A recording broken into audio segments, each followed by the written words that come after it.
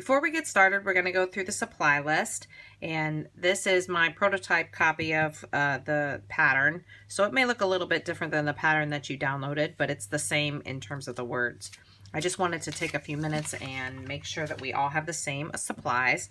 The first supply is a 12 by 12 pattern paper stack. Today I'm working out of this wedding stack, but you can use whatever you have on hand. The next is, it says a piece of cardstock in some sort of single color. And you want to make sure all these coordinate, even though it may not exactly look like they coordinate, they should. Then you should have 2 of one color, 2 of another color, and 2 of a third color. So those are your solid colors. Then you should have 8.5 by 11 pieces of cardstock, white, 110 pound, 1 ribbon or thick washi tape at least 12 inches long. Now, I did not know, I have a lot of ribbon, so I just got 2 pieces ready. I wasn't sure exactly which I was going to want to use, so I just got 2 pieces ready. 1 die, like a simple shape. I chose this one to use. This is a simple shape and it's medium size, but I also brought this out just because I thought, well, I don't remember if I'm going to want this or not. So this is another simple shape, medium size. Medium size, just if this is your hand, I mean, I would consider large, giant covering up my hand, like a background stamp size. And I would consider small if like this was the only die. I wouldn't want it just like this. But these are medium size, what I would call medium.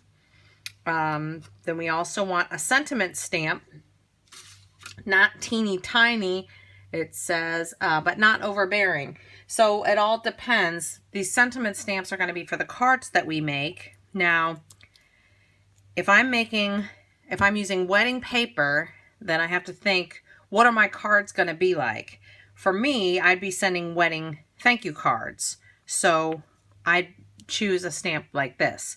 But if you're making a batch of cards to send to people like congratulations for their wedding, you might choose this. So just be mindful that, and these would be just sentiment stamps, medium size, think cards. And it depends on what you want your cards to be in regard to the paper that you chose. Then we have on the list, next is a circle cutter or paper plate to trace and cut a 6.5 inch circles. Now this is a paper plate. If you're at a crop, I can guarantee that there are paper plates there. This is a 7-inch circle. That would be just fine. That would be just fine, because technically on the inside you've got another circle shape as well with another size, about a 5-inch circle if you just measured inside the indentation there. So if you don't have a circle cutter or a circle die, you could use a paper plate for sure. You could use, I have this Creek Bank Creations stitched circle die. However, the largest one is 4.5 inches. So this one I might be able to use in conjunction. I'm not sure. I'll just have it out just in case. But my absolute favorite circle cutting system is by Creative Memories. This is a preference of mine. I'm not affiliated in any way with Creative Memories. I just literally love this circle cutting system. And I love it because without dragging all this out, I can look and see that I can use this large circle to cut a 6-inch circle, 6.5-inch circle, or 6.25-inch circle. It's great. And if I use the inside, it's 3. So I'll have that out as well.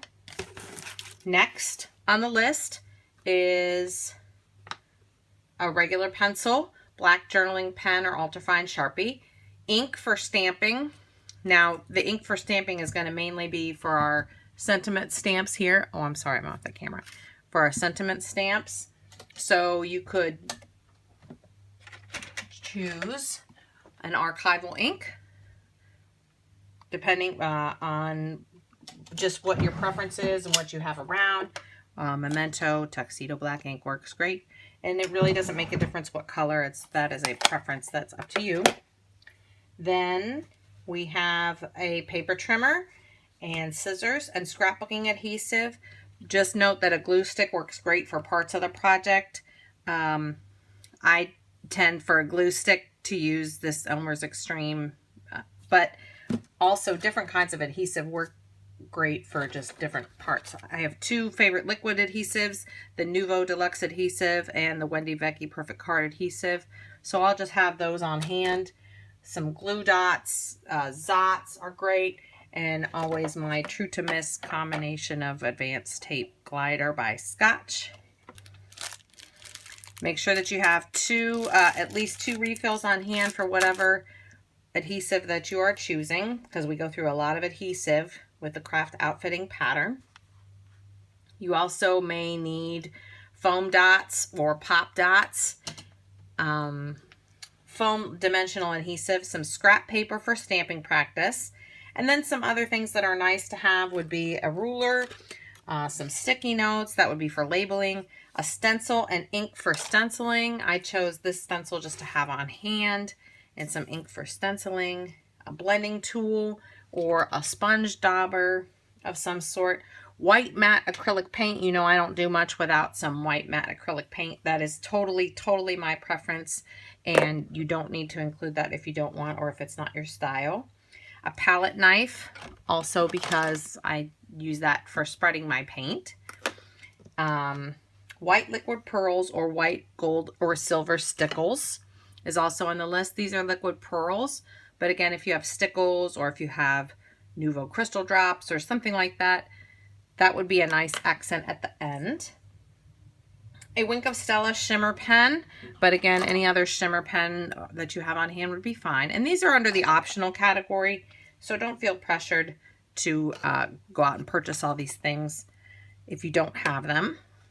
A small bowl or a dish. It says like an empty yogurt container. You'll find this handy as we go along the project. A few random 4x6 photos of anything just to estimate spacing, and lots of baby wipes for cleanup. So let's get started. First, we're going to choose some paper from our paper stack. First is words paper. Now, if you don't have any words paper in your stack, as this was not in my actual stack, you can choose a busy or a loud pattern instead.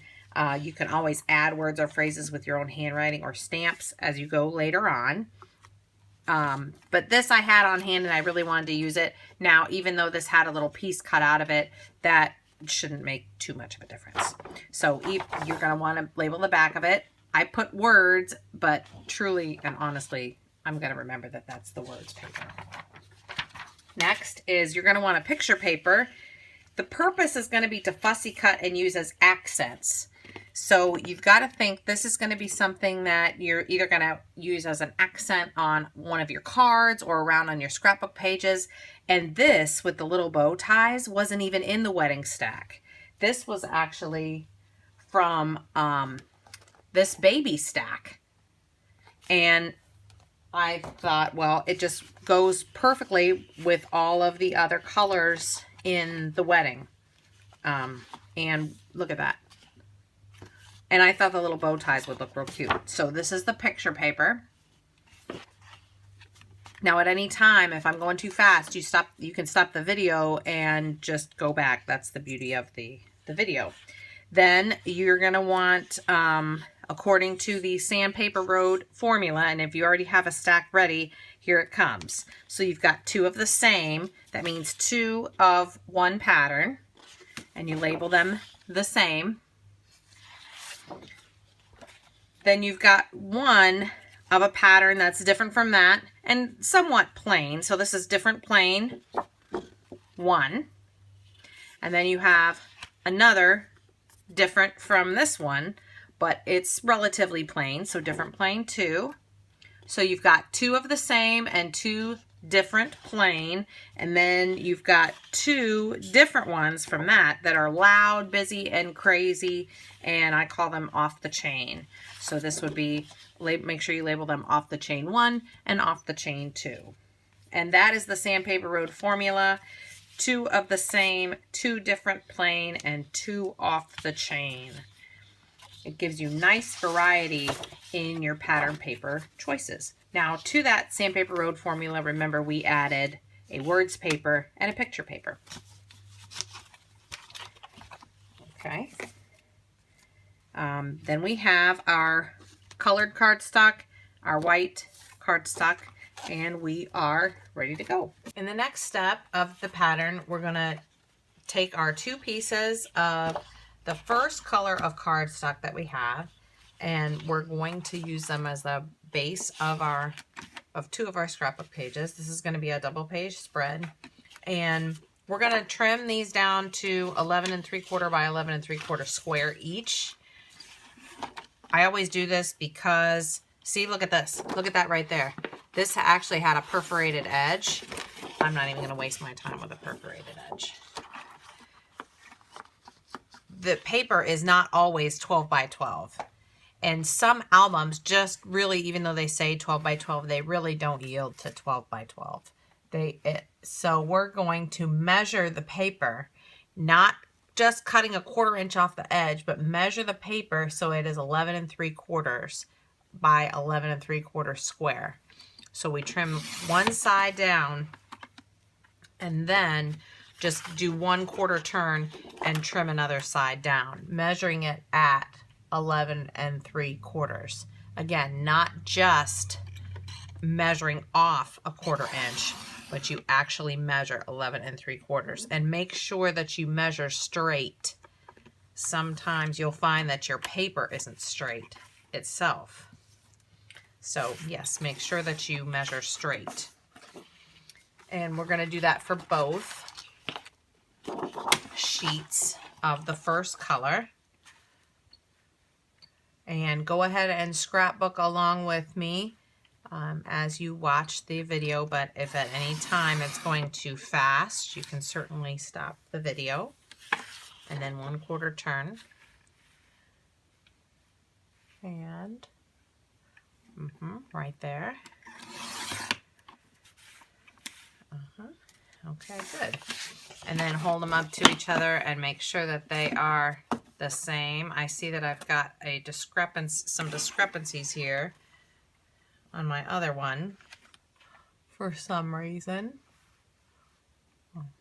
And so we will take care of that. There we go. Okay, good. And that little bit off the edge there. Okay, perfect. And we can sand that down later if we want, but it's not going to matter. So now we have 2 11 3/4 inch squares, and this is going to be the base of our double page spread. Now we're going to set this just over here. It's not even off to the side right now. It's just out of my way for a second. And I'm going to take the next color cardstock and cut into 2 8 by 8 squares. Now there's no real magic trick. That had a little bit of a fold in it right there. There's no real magic trick.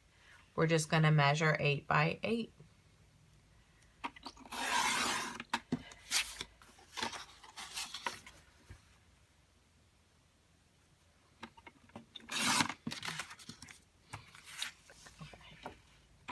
We'll put these scraps off to the side. And there's our 8-inch mark right there. And so we have our 8 by 8 squares. And our scraps right here. Now, before we do anything with the scraps, we're going to adhere the 8 by 8 squares to the double page spread. Move this off to the side here. So they meet in the middle. Now I'm just going to lay my base out on the table so that they are touching in the middle. I'm going to put the 2 8 by 8 squares in the middle so that they're touching in the middle. Okay, and it's just to eyeball The part that I'm eyeballing though is the outside edge as well as the inside edge. I want it to be almost, I mean, as close as possible in the middle. I don't want a huge, huge, huge difference. Okay, good. Now they're just laying right down there, but I'm going to take a minute and leave one lay and adhere the other one.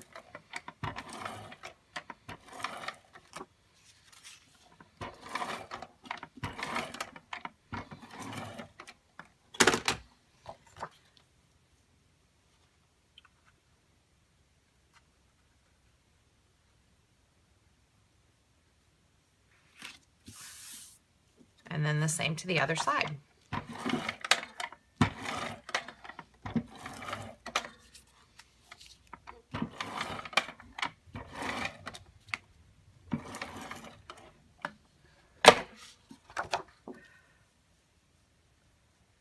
These beginning steps are really, really important. So you want to make sure, because once you start layering on top, you really can't go back and redo. So yeah, take the time now. That looks really nice. So now we have our base. Now we're going to cut the neutral. We're going to cut these leftover scraps into 5 1/4 by 4-inch pieces. And I predict that they are already 4 inches across, and they are, as I measure them. Okay. So with that being said, all we have to do is we'll move this to the side and cut them into 5 1/4. Each one of these pieces, all of them. Now I happen to have a little mark here at 5 1/4. So there's a 5 1/4 and a spare piece. And then I'll just keep going. 5 1/4. These are already 4 inches. I'll put them here so you can see. And then the scrap. There you go. And then another 5 1/4. There. And that way you can see all the scraps. 5 1/4. And another 5 1/4. And then another piece that exact size. And another 5 1/4. And another piece exactly that size. So we should end up with 6 pieces. 1, 2, 3, 4, 5, 6. These will be bases for our cards that we make, for 6 of the cards that we make. And we have a few leftover pieces. We're going to set aside all these and move on to the next step. The next step is to gather one of your 8 1/2 by 11 pieces of cardstock and the scrap paper for stamping practice and the sentiment stamp and the ink that you're choosing. And we're going to make sure that we have enough room on this one piece to stamp 12 times. We want 12 sentiments, all the same. And so you just ink up your stamp. I'm using Stampin' Up! Ink today.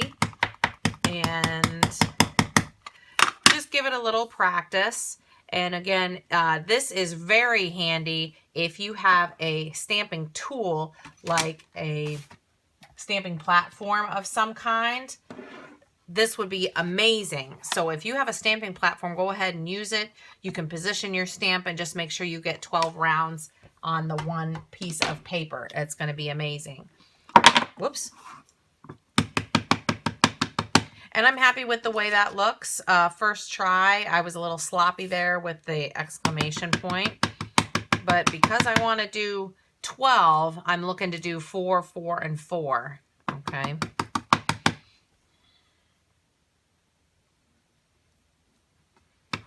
And I see that my first time, that one exclamation point, I'm a little bit heavy-handed. So I'm actually going to turn my stamp upside down and see if that's going to make a difference.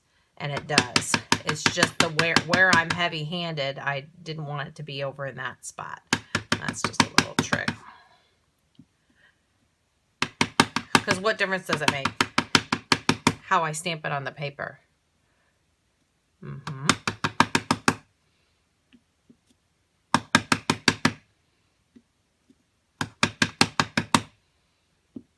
And again, if you have a stamping platform, go ahead and use it.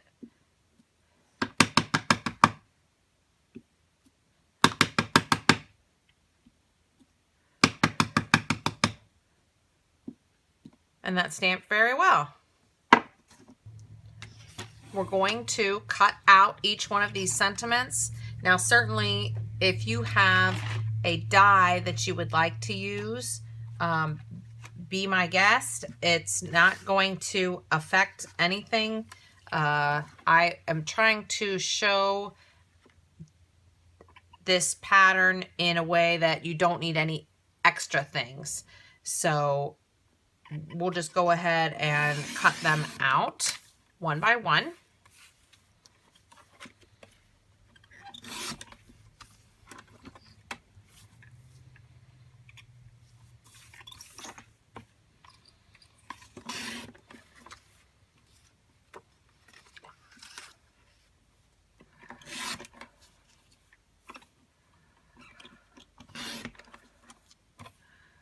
And we'll do each one and end up with our sentiments relatively the same size. That's the goal.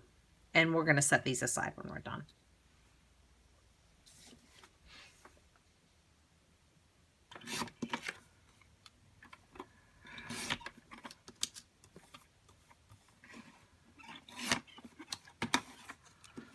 Okay, and there are the 12 sentiments. They are relatively the same size, and any scraps that we have we can just toss directly into the trash.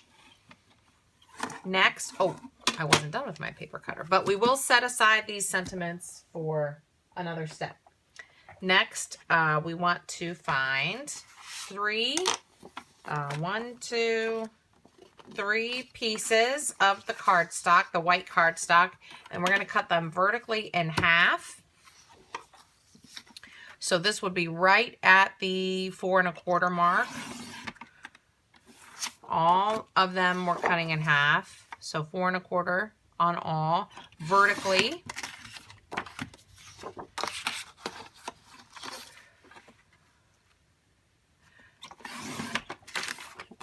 Then we're going to take each one and score it at 5, what is this? 5 1/2.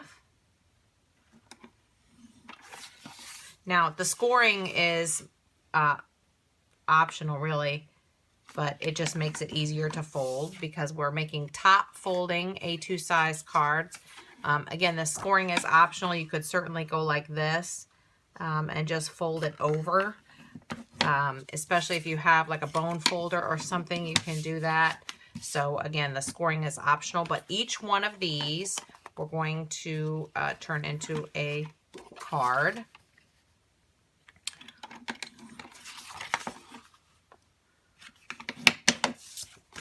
What's happening next is, remember those panels that we cut earlier and set aside earlier? Well, we are going to adhere each one of these panels to the front of one of these cards, just like so. Okay. And again, this is only 6, and we're making 12 cards today, but these 6 we might as well go ahead. Okay, and do this with all, isn't that lovely? Do this with all of the cards in the card, or in these panels. All of the panels have been put on all of the 6 cards. We have our double page scrapbook layout started. We're going to move these aside and move on to the next step. It's coming along pretty well.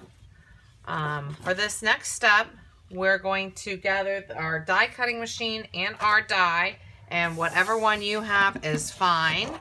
And our off the chain paper number 1.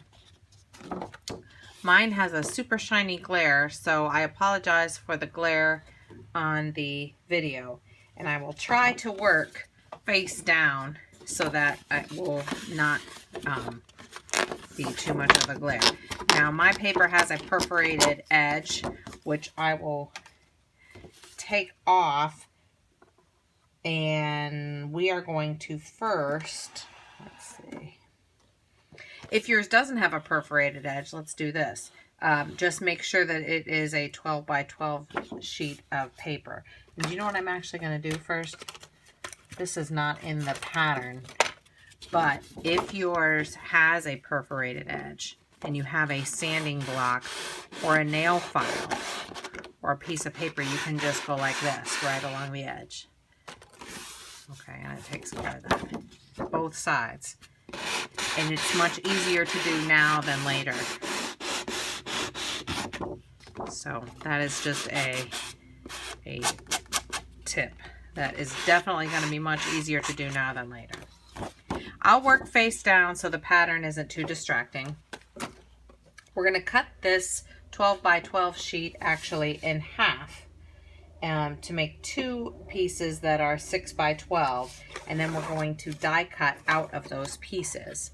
So first I will just cut this right at the 6-inch mark.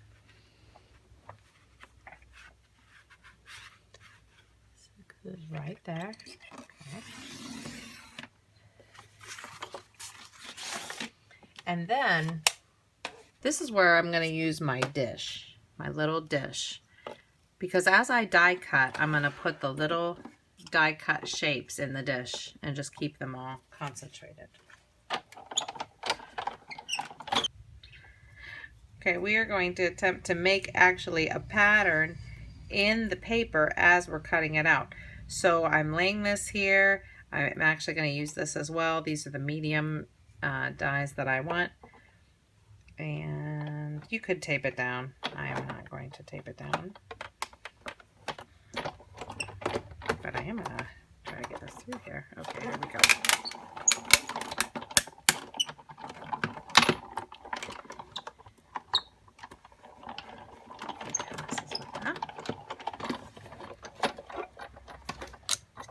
And now when I pop this out, okay, I'm going to collect them in there. All these pieces I'm going to collect in the little container. Okay.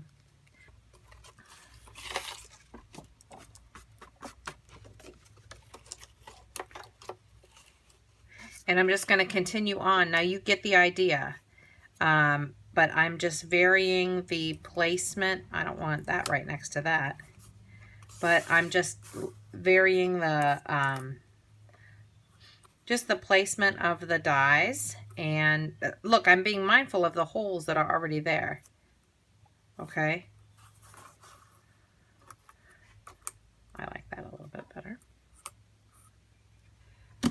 So once you have completed die cutting all the way through your off the chain one piece, then you'll have two 6-inch pieces, 6 by 12 pieces that look roughly like this, depending on the shape you chose.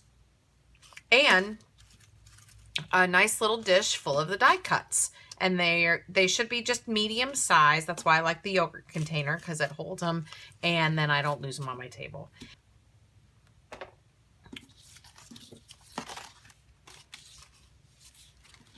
We will go back to our double page spread like this.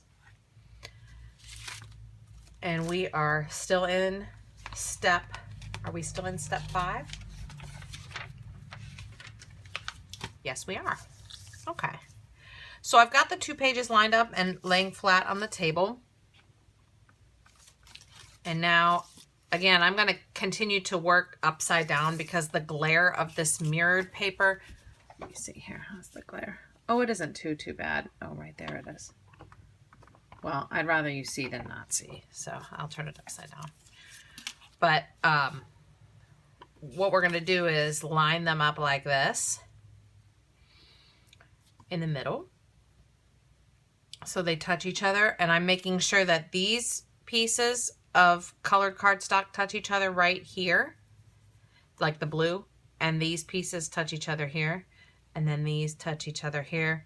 And then I move my eyes back and I look at the border here and here to make sure that I don't have it like all wonky, like up too high or whatever.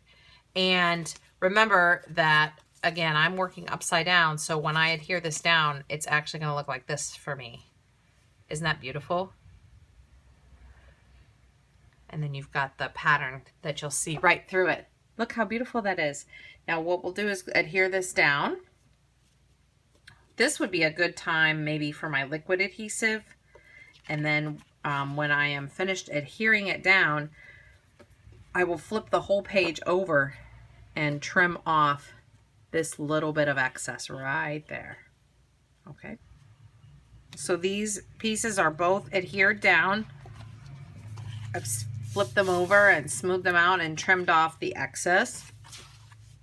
And I'm going to actually put them aside for the moment. And we'll get to them in a second. And we're moving on to the next step, which is to gather the words paper and the off the chain 2 that you have. It might be listed as pattern 5 in your copy, but are off the chain number 2.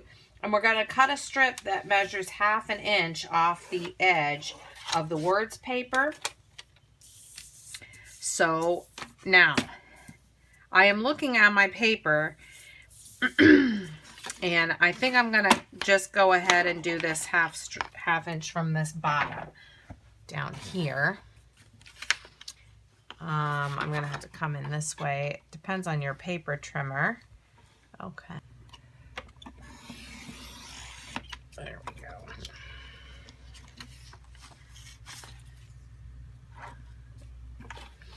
Okay, good. I am happy I did that.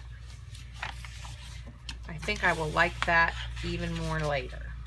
Okay, and then my off the chain 2. And I'm going to do the same thing actually. Now in the step, it says well, I'll just do it according to the pattern. How about that? So this should be 12 inches. Oops, this should be 12 inches, which it is. And so at the 6-inch mark, which means technically I could just fold it in half, right? And put a little crease right there. And then use my scissors to cut in half, just as the pattern says. Now what I'll do is on the, oh no, I didn't stick that down well enough. It's okay, I'll fix it. Now I'm going to go like this and put them right on the top, like that. And we'll adhere that down.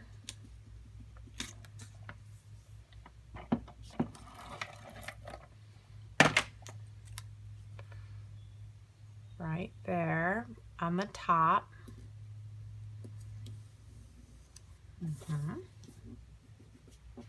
And the same on the other side.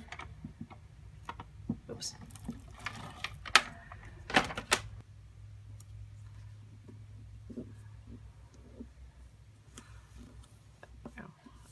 I'm glad I didn't do that because I would have covered up this right here if I would have gone any bigger. Now I'm going to do the same thing, but with the off the chain piece.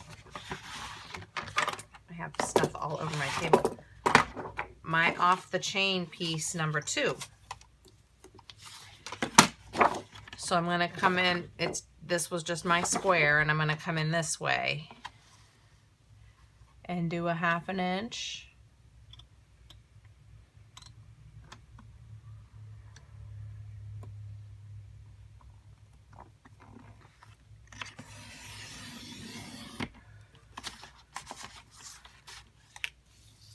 And fold it. Now if your paper or your cardstock is really, really heavy, then you're going to want to measure instead of fold, but otherwise you could just fold it and snip. And I will move that off to the side as well. And put this along the bottom, same exact way. So this is how it looks so far. We've got our strips top and bottom. And our next step is optional, but if you chose to gather a stencil and a blending tool and maybe some ink for stenciling, now would be the perfect time, because from here on out we're going to do some layering on top. So I'm going to stencil actually on the top and bottom, just however I want. This stencil is a little bit on the flimsy side, but it's really elegant, and I thought it would look beautiful for a wedding. Okay, I'm happy with the way this looks, and I can show you just closely the way the Distress Oxide ink looks just here and there. It just gives a nice, just sort of a lacy type look. And I'm happy with that. Of course, certainly it depends on the look you like, the stencil you have, the ink you have, all of that. All of this dries with a chalky finish and it doesn't smear or run. And we're going to put this to the side, and then next you're going to locate your different plane 1 and your different plane 2 and whatever you plan to use to cut out your circles. Now you could use it, like I said before earlier, if you're at a crop and you're using a paper plate, you just want to measure it so that it's between 6 and 6.5 inches. And there is a reason. Now, like I said, if you're using this paper plate, you could just simply cut it around with your scissors first if you want. You could just choose to use like the inner one is about 5, and that's a little bit too small. But yeah, you have the option. I'm sure if you mess up, then there are more paper plates available. But in this case, it's really nice to have an actual circle cutter. So this is the one I'll use, and it goes like this, so that now I know to use this template and then the blade. And if for a 6-inch circle, I'd use the red blade. 6.5, I'd use the blue blade, and anywhere in between, I'd use the green blade. And here are the blades. It's very, very, very awesome. So I'm going to make sure that I cut 2 full-size circles. So I'll just show you on this because I have, see how it'll go? A full-size circle here, a full-size circle here, and then I'll cut 2 partials out of the rest. Okay, and I'm going to do that on both pieces of paper. I'm also going to make sure that as I cut them out, I'm going to label them. So any circles that come from this, I'm going to make sure to label the circle different plane 1. And any circles that come from here, I'm going to make sure to label different plane 2 on the backs of each circle or each partial circle.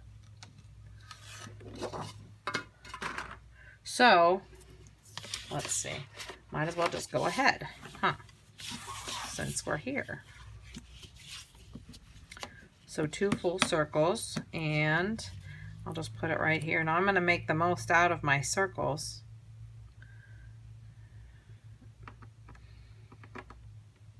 And there's these little grooves right here. Now you may not have the Creative Memories one. You may have something else. Certainly if you have a Cricut or something like that, some sort of cutting machine where you can set the diameter of the circles, that would be wonderful.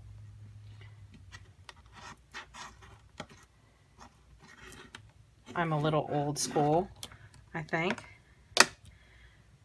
What happened to the pencil I just had? I swear I'm forever losing the pencil. Oh well, I'll just grab the pen that I find right here. Different plane 1. Okay. And now I have the circle. And I'm going to keep it face down because then I don't get distracted with the pattern. So I'm going to cut 1 from there. And then I'll cut 1 from up here.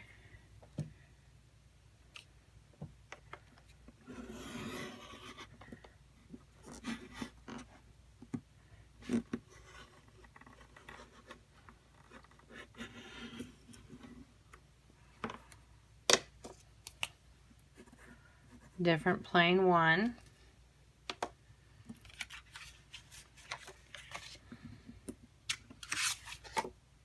And now I'll cut 2 partial circles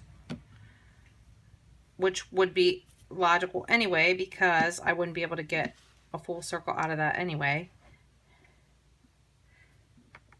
But you know what I am going to do on the partials? I am going to change my blade out and make the partial one just a little bit bigger. Just because. Yeah, that's nice.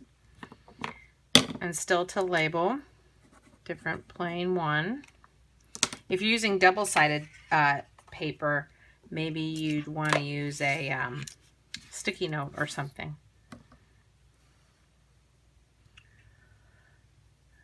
Okay, this has a perforation, a little perforation, but I'm just going to pretend that I don't even see it.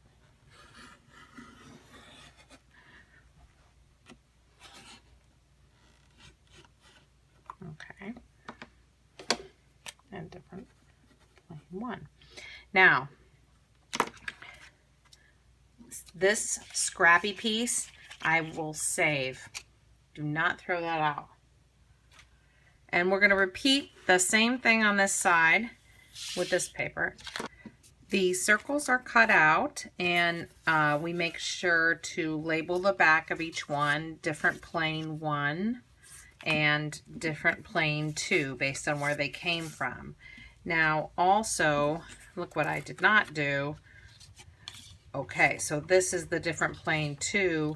I didn't label the back of this, and this is the different plain 1, the scrap. And that matters now in this next step. Now we're in step 8. So we gather the 6 cards back from before, and the scrap from the different plain 1, and the die cut shapes from step 5. This would be the shapes in the container.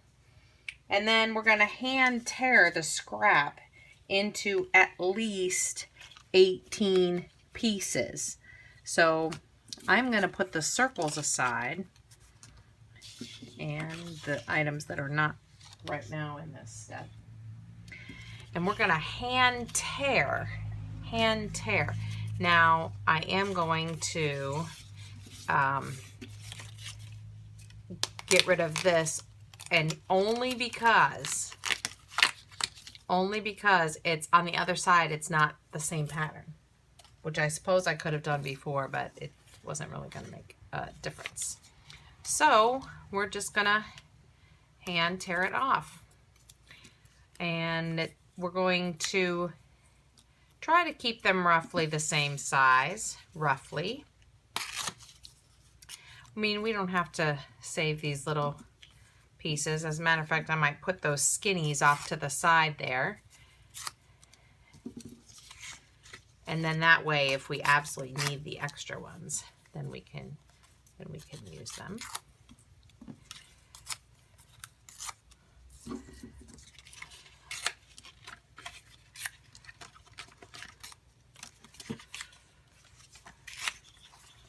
Now at least 18 pieces.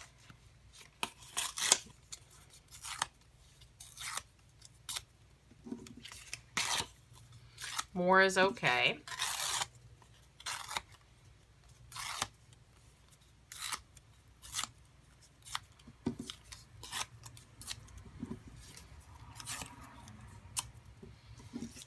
I think we have definitely more than 18, which is good because then we can get rid of these little pieces, these littler ones. So let's, it says to make 6 little piles of scraps as you tear the paper. 1, 2, 3, oh, that's a big one, 4, 5, 6. Let's get rid of these.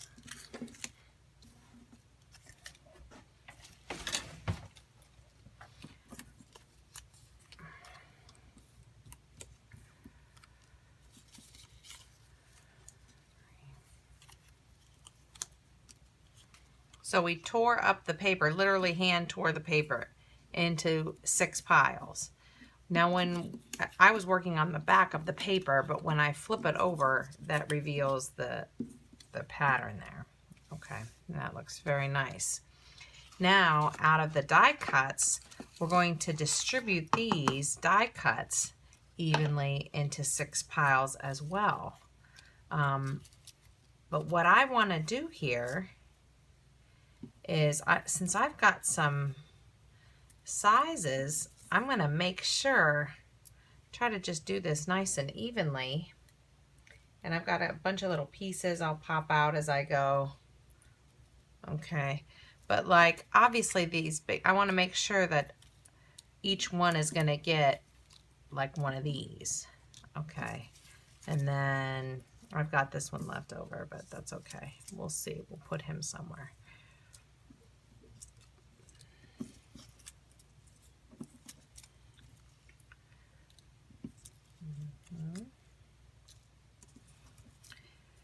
Now what's funny is that as we were die cutting, we weren't trying to do 6. We weren't trying to do it. It just happened.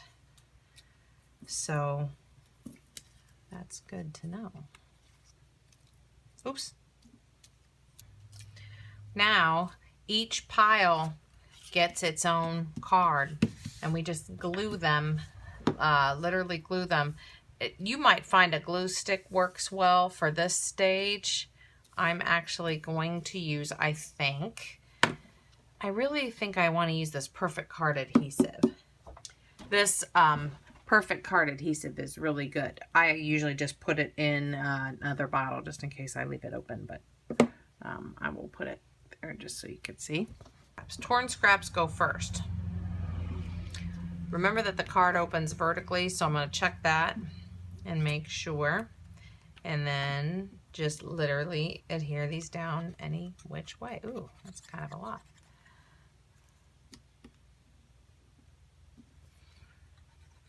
Now I don't need much.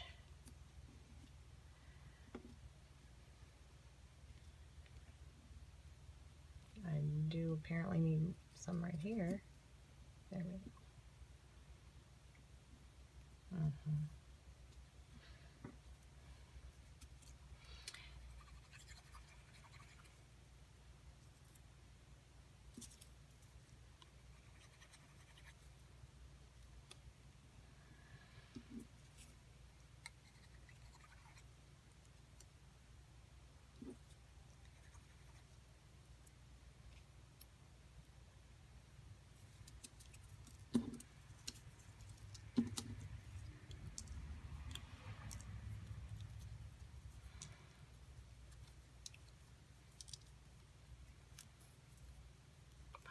Little holes. They come out pretty easy.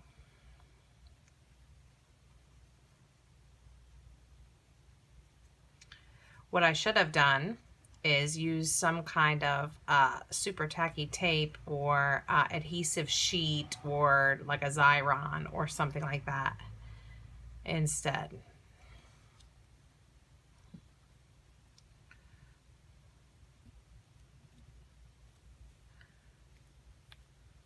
Oh, yes, definitely. I should have done that.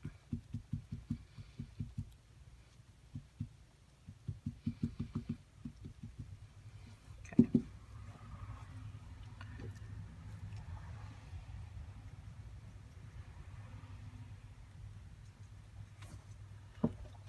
And you just continue. Okay, the glue is drying on my cards, and I'm going to get back to those in a second. I have them laying under some heavy objects, some books and things like that. But we're going to start to move on to the next step while that glue is drying. So I found all of the circles from my different plane 1. And I'm back to my double page spread. And the first thing I'm going to do is find one of the full-size circles, and I'm going to cut it. We are on step 9, by the way, of the pattern. We're going to cut it into 2 pieces, a larger, we're not really cutting it in half. We're cutting it into like a larger quote-unquote half and a smaller half. And which one would I like to use? They're both really pretty. I think I like this one with the pearls. And this will be perfect because I'm going to include this lacy piece right there with the pearls as part of the half. All right, that's nice. Now that lacy piece, then I'm actually going to adhere to the pages. We're going to make these circles part of the background. They're not going to be for photo mounts. They're not going to be for journaling, nothing. So I'm going to line up the pages, and I'm actually going to put it right in the center and just sticking it as if it was one page, just like that.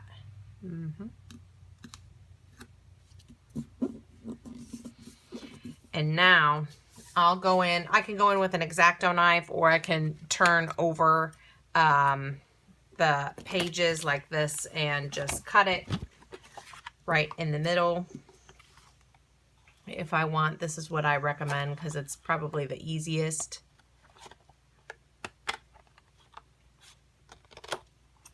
Just like that.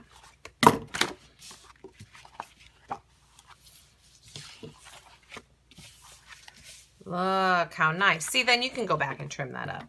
Like this, we need to trim this up anyway on this other one.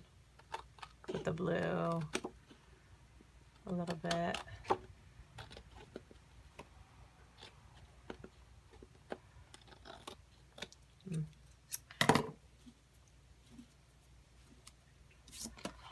Beautiful, beautiful, beautiful.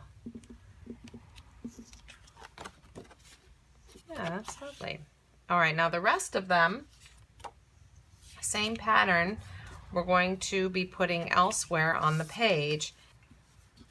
Now my recommendation is to start with your partials because you're not going to have as much choice.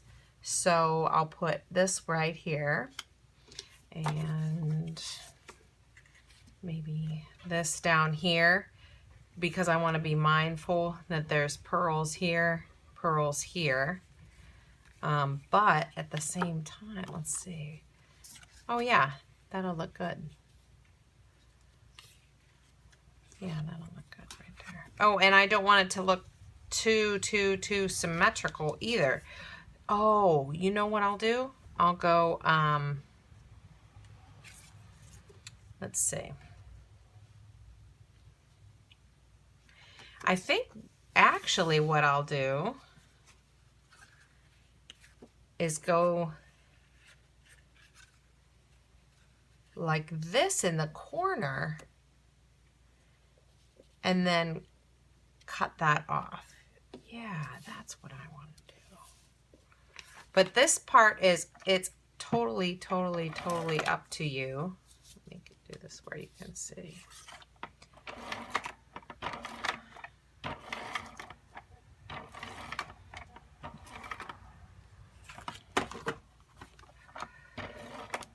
And just remember, you can have them hanging off the ends.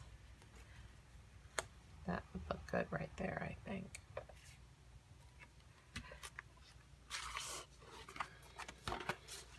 See?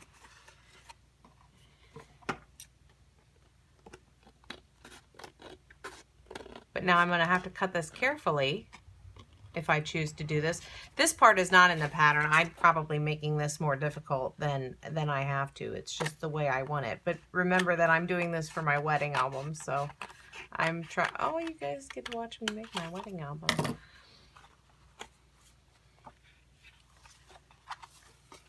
Yeah, like that. See that?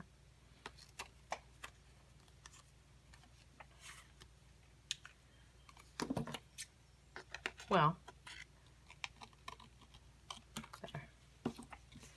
Now this is sort of a jaggedy, weird edge. I'll still put this down here.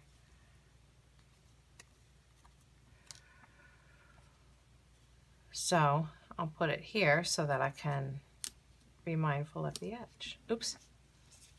Hard for me to say.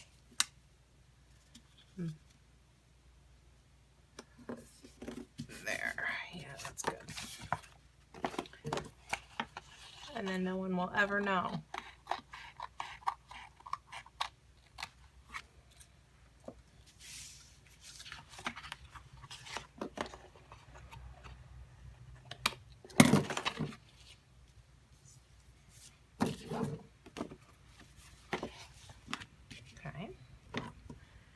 looks lovely. This will be here. This I wanted here. And this I wanted here. Ooh, I can't really do that, can I? Sure I can. Just like that.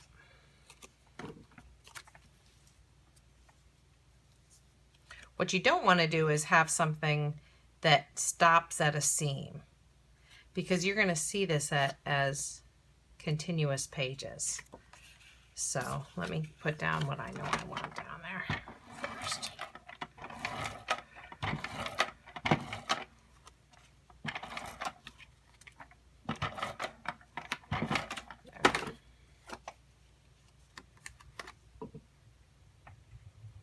Just like that. And then I definitely want this, although that's kind of big.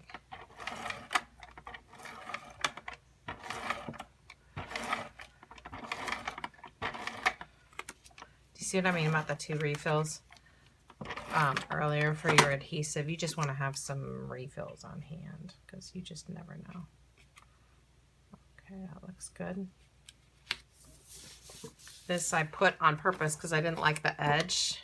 So I know if I let it hang over the edge, then I can trim it off to a nice edge. Okay.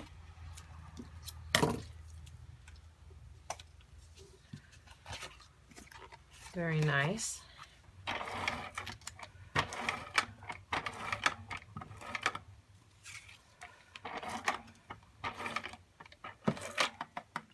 Okay. Where was I just going to put this? Right here? I really want it here. I just don't want it to look like that. So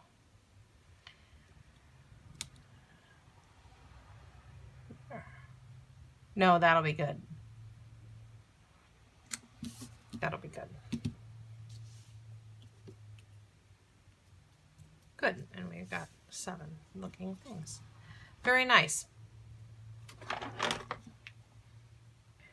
The next step is step 10 on the pattern, and we're going to not put this aside because we're still working on this, but we're going to gather the 2 pieces of same, and we're going to cut a piece from each one, and I will move this, but only so I can have some cutting room. We're going to cut a 6.5 by 8.5 piece from each of these 2 pieces. And to avoid the glare, because these have a mirrored surface, I will flip them over. Although I'm going to actually encourage you to work flipped over regardless, because then you don't get distracted by the pattern. Also, if you have a perforated edge, really, I'm going to suggest that you take that off at the beginning. I should have said that at the beginning. And I should have done it at the beginning. So we are going to do 6.5 by 8.5 out of each. Before you cut, do take a minute and look at the actual pattern of your paper. Because in this pattern, this does not matter, but in your paper it might. What's going to happen here is, when we cut our 6.5 by 8.5 inch piece, it's going to lay vertically right here. 1 piece here and 1 piece here. Vertically, long way, like up and down. So it depends on what your paper looks like. Just be mindful that the piece, the short end of the paper is going to be top and bottom. That's what that means in the instructions there. So we're going to cut at 6.5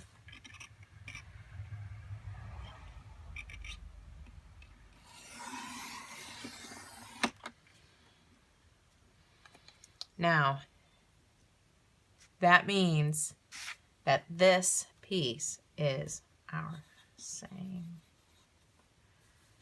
Okay. This is 6.5.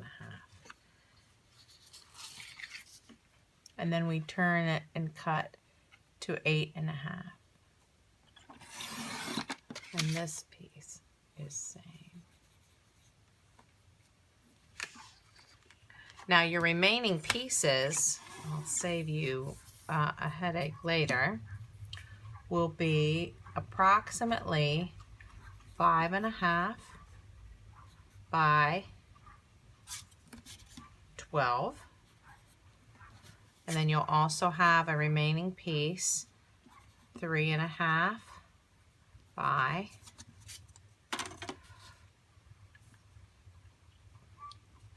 what? By 6.5. Okay, and these are in inches.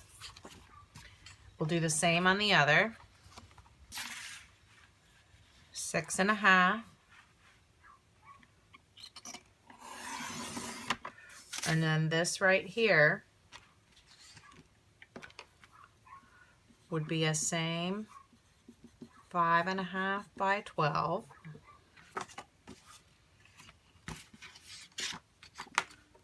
And then turn it 8.5, which means this would be a same 3.5 by 6.5. Okay?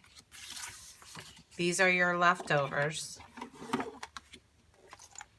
2 leftover pieces like this.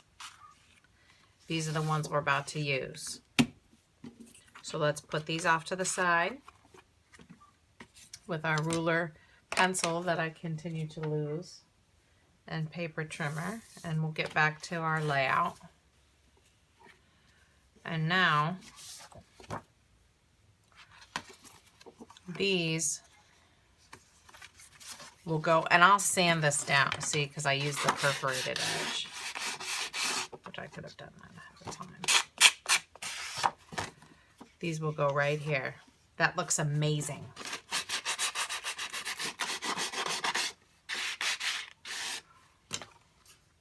Look at that. Oh my goodness, it looks so good. See, it covers up any problems we had at the end. That is wonderful. It looks continuous. It looks professional. It looks great. Now what you've got here will adhere these down, but what you've got here are photo mats for 2 on each side, mats for 2 horizontal 4x6 photos, and space down here for another vertical photo. You see? And then you'd have like this on the other side with 2 more photos over here on the other side. Of course, these aren't the photos, but I'm just saying this is where they will go. Now, if you think you'll forget that, what you can do is sometimes I just, like when I have a scrap that I find, you know, when I'm trimming paper, or the perforated strip is a good way to use that.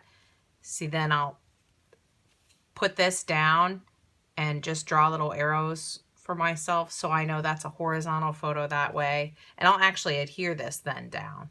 Horizontal photo that way. You see? And then for here, like I would put this right here.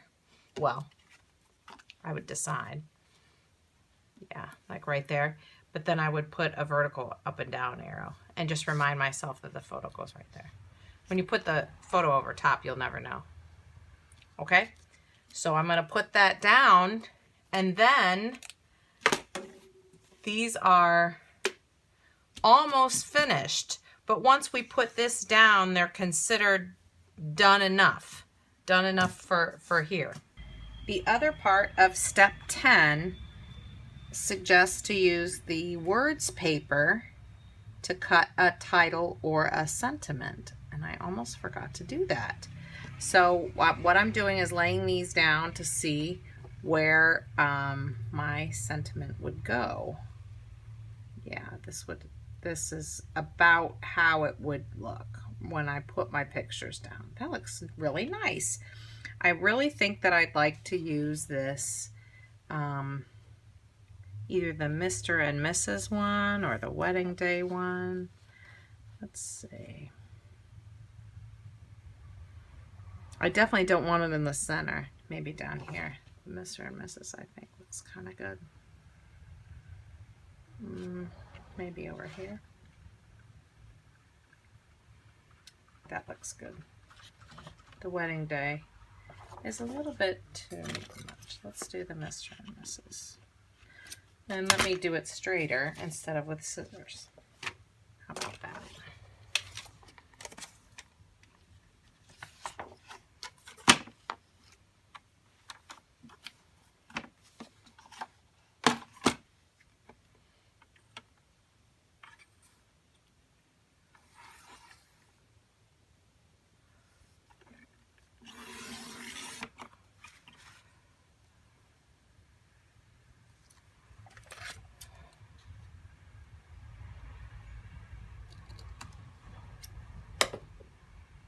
Very nice. I'll save that over here. And this over here. And yeah. Oh, but I like it on the bottom. Okay, I like it on the bottom. Ah! And I need to change my adhesive roll. With that being said, and that looks really nice. Super. And then for the last order of business, the last order of business on these pages is I do want to put down with some of this adhesive here exactly where I'm gonna put the photos. So, right there. And it's a vertical. I made sure to draw it so that it's vertical. And I will do that over here as well.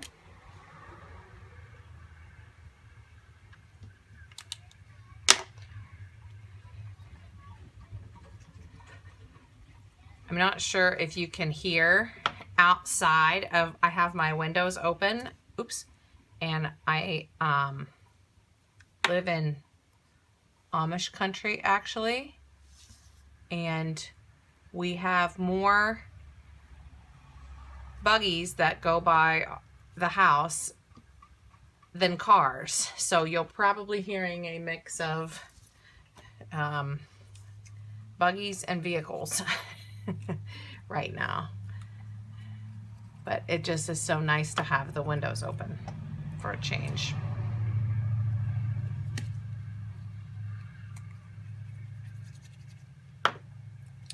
And there we go. Oops, that stuck to me. And I will do the same on the other side, although I think I'm gonna have to cut a new one. I like to do that because I know that I'll put these pages away and forget where I meant. Well, I suppose I technically don't need to put it on the other side, because once I see this, I'm gonna remember that they're gonna go on the other side. But yeah. And I really like this here. I love that it matches up here just a bit. Okay, these are considered finished until I add photos, and we're going to move on to step 11. Okay, we have now, the cards have dried. They look amazing, all 6. Now you could, in the description of making the cards and in the description of the pattern, I mentioned that if you wanted to add some white acrylic paint with a palette knife, you could have done that when you first glued this on. You could actually do it now. I'll tell you what I'll do is I'll show you what it looks like, just so that you can choose, and then you don't have to try it and see if you like it or don't like it. But you just take a little bit and you just kind of go around the outside maybe around the middle, and it just kind of gives it that worn, aged look. Okay, just subtle every here and there, sort of that picket fence type look. Again, these are wedding cards. I like that look. It actually, now that I see it, I really like it a lot, and I might just go ahead and do it now anyway. That looks really nice to me. But of course, it's up to you. So I'll tell you what I'll do is I'll let this dry just like so. And then I will do that for me, for my personal preference, but I will wait until after I show you this step. And so what you'll need are 6 of the sentiments. I better clean that up because I just know I'm going to put my hand in it or something. And then the 2 small pieces of the same that are 3.5 by 6.5.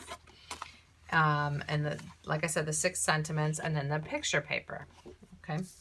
Now these, and by the way, we are on step 11, and we're going to, maybe we're going to use this and the blending tool again too, if that's part of your project supply list. If not, don't worry about it. So we're going to take this and cut this. We're basically going to cut this into into 3 pieces out of this and 3 pieces out of this. And the measurement is 2 and like 3/16. So it's basically 1, 2, 3. It's basically like right there, basically.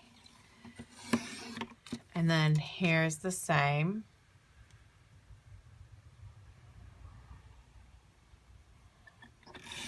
Okay, and these are roughly the same size. You see that? I mean, they're a little bit, they're not super, super, super exactly, but they're very, very close.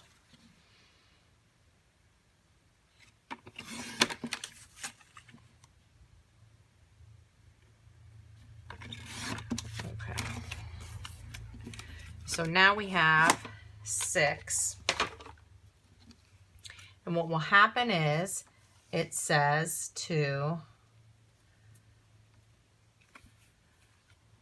it will look like this. Here, I'll use the one that's not painted in case that bothers some of you. We'll lay it like this in the middle. We'll lay the sentiment somewhere. I'm thinking here. And then I'll cut a little picture from here and adhere it right here with like some foam or accents, okay? And it's going to be a lot easier for me if I want to do this. I should do it now to ink the outside of the sentiments with the ink and blending tool. See the difference? Does not look nice. So that part is up to you, how you want it to look. Your regular adhesive will work fine when you go to adhere your little accent piece. But if you want to use a foam dot or a pop dot or something, now would be the time. So that's step 11. So I'm going to finish that. You can pause the video while you finish that as well if you like. Okay, I thought I would come back so that you could see the last one. So I did use the Perfect Card adhesive, wherever I put that on my table. Oh, my Wendy Vecchi Perfect Card adhesive. This is it. To put down the thank you, and I'm just putting it just a little bit off center.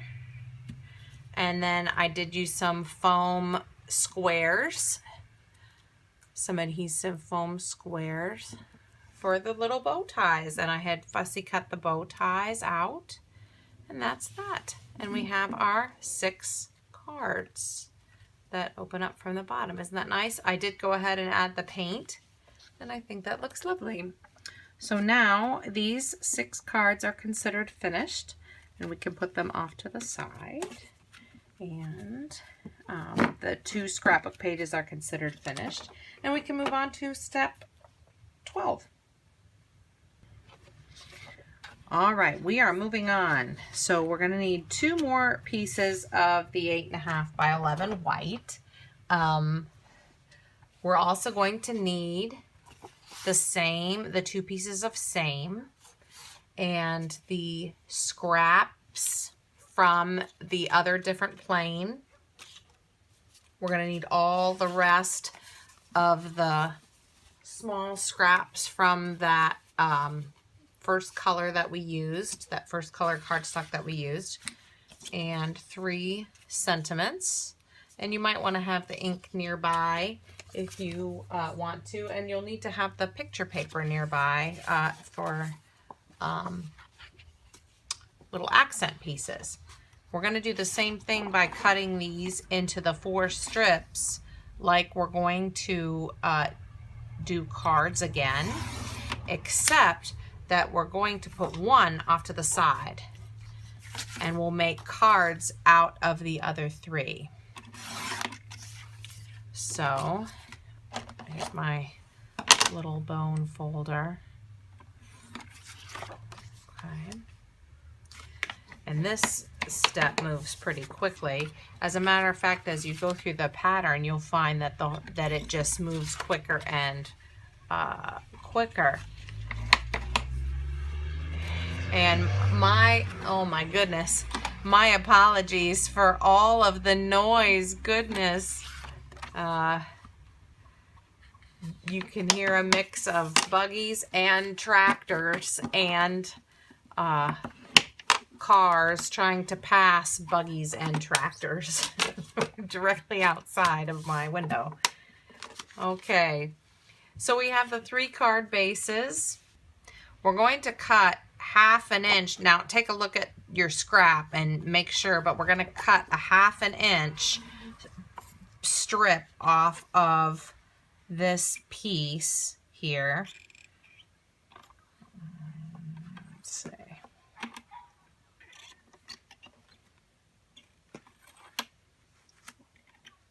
There is the 1.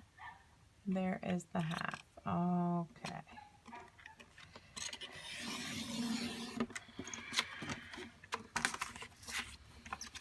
Okay, and we will save this for later.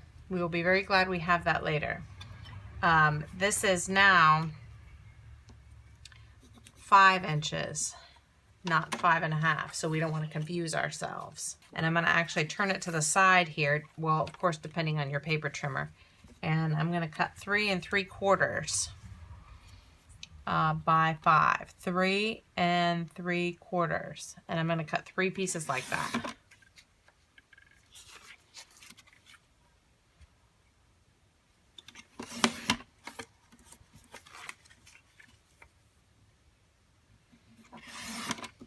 I seem to have this little doo-wah-ditty left over, and I'm not going to throw it out just yet. Okay. Here's our 3 cards, and here's the 3 pieces we just used. And I'm going to lay them right here, and they should be like panels. Now, if you're using double-sided paper, I'm sanding off this perforation right here. If you are using double-sided paper, then this would be a great time for you to experiment with the look and the feel of the pattern.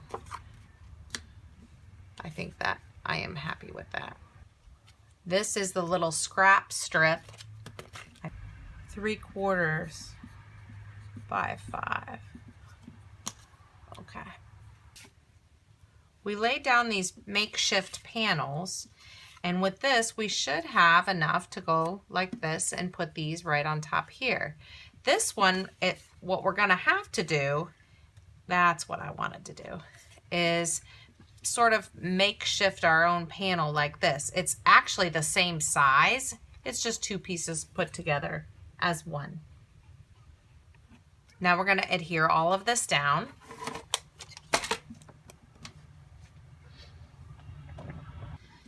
Okay, so we have the remaining, this is from the other different plane. And what we're going to do, we adhered all these to the cards, these 3. We're going to tear, and we're going to aim to get 3 strips out of this scrap. Strips, torn strips that will lay across this way of each of the cards. Okay. Now what we're going to have to do is we're going to use I'm right-handed, so I'm going to use my non-writing hand, and I'm going to put my thumb here. Let's see. Maybe I'll try it over here like this first. Yeah. Okay. And I'm going to pull toward me to tear this way. Okay.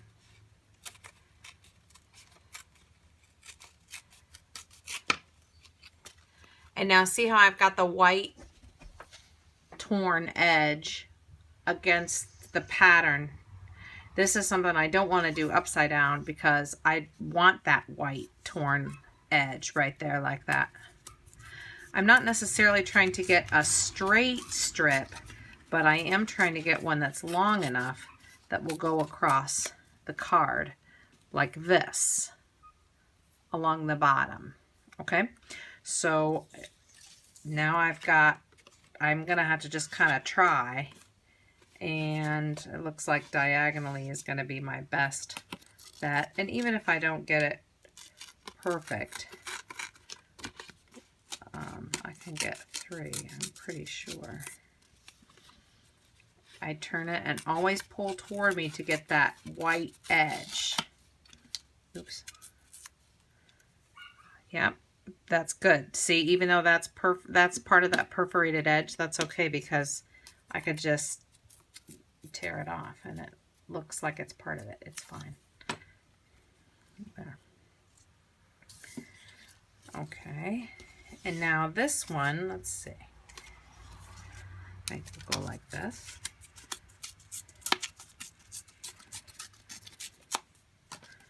And hopefully this will go clear across the other card. That would be amazing if it did. And it does. Good. Aim to get at least 3 strips. Now I'm going to see if I can get another strip just because. That would be nice. I may find that I need it. And when we're done, we're going to be discarding these scraps anyway. So if I can get another strip out of it, then I sure will. And I can. Good. And it would go almost all the way across. Make it look intentional. If I had to. Okay, good. You know what? Could I do another one? Maybe. This one might be a stretch. I'm not going to worry about it. I'm just not. That was good. 4 was good. I can't always get 4. That one is kind of however you did your circles. So, but the rest of it is scraps. So then we're going to, if we would have had some gaps, like if we would have had maybe a piece that just didn't quite make it all the way across the page like this, let's just say the card, then maybe I could take another piece and just go like this and lay it across so that it goes all the way across. Okay, just trying to create a little, I don't know, frame border, like a little belt across the bottom there. Then we are going to adhere these down. Next, we're going to get our 3 sentiments, and I really like the look of the ink around the edges. You do not have to do that, but I really like the way that looks. So I'm going to do that first.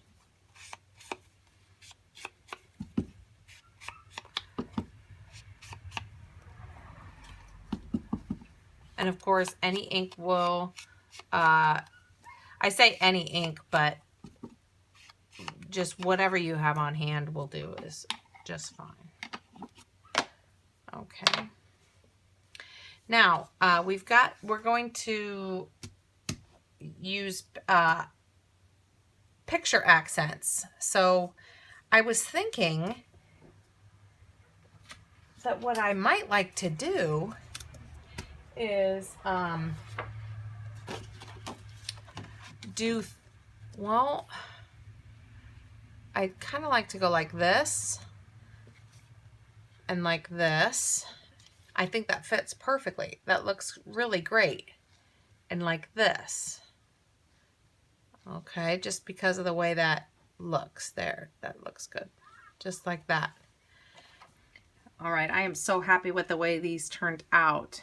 Aren't they nice? I hope yours look as nice with whatever paper you chose. And of course, it depends on whatever little picture paper or accent paper you chose as well. I thought that what I would do is just ink around lightly just the outside edge of all these cards. Oops, and I got a little bit of ink right there, but that's okay. Just because that's the look I like. And yeah, just like that. Now, you certainly don't have to do that. You might like just the plain look. And I do sometimes, but to me it just looks finished with that one little edge. Okay, great. We are moving right along. These cards are considered finished. We are on step 13, and hopefully you're having a good time. We are almost to the end of the pattern, and so we're locating the one colored piece of cardstock that was by itself, and also the 5.5 by 12 long piece of same. Then we also have the strip that we cut from the other piece of same. And then we'll get to the other scraps in a bit. But this is going to be the base of our next scrapbook page. So we're going to first start out by trimming this to 11 3/4 by 11 3/4 by measuring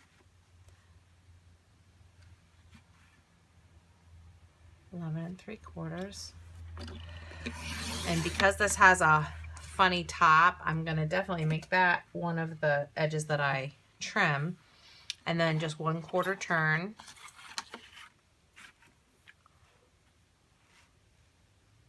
And again, 11 3/4. Oops. I really want to make sure I line this up straight. There. We're going to throw away those scrap strips. So now we have this, and now I'm going to take this and lay it across the bottom. I'm actually going to adhere it to the bottom. Now, since this has a perforated, like I tore off the perforation, I'm going to let that edge hang off the end, and then I'll trim that off. So I also want just a small strip at the bottom of the color showing through, like maybe a 1/2 inch or so. And let me adhere this down. But this paper is textured, and so sometimes you need to lightly sand paper that is textured because it doesn't want to adhere or stick. But I'm using this pretty strong adhesive, this Scotch ATG gun, so I shouldn't have too much of a problem. And then I turn this over and trim off the excess. And I'm going to throw away that piece. Ooh, and I see that I didn't trim it off very straight, I see. Oh, because I was holding it at a funny angle for the camera, that's all. Okay, that's all. Now, next is, let's see, step 13. Now this strip, what I'm going to do is put right here. Okay. And I turned it over just because it would be amazing. Oh, no, I will turn. I'm going to try. I was trying to make it look like it had a little bit of continuity, but I guess not. Okay.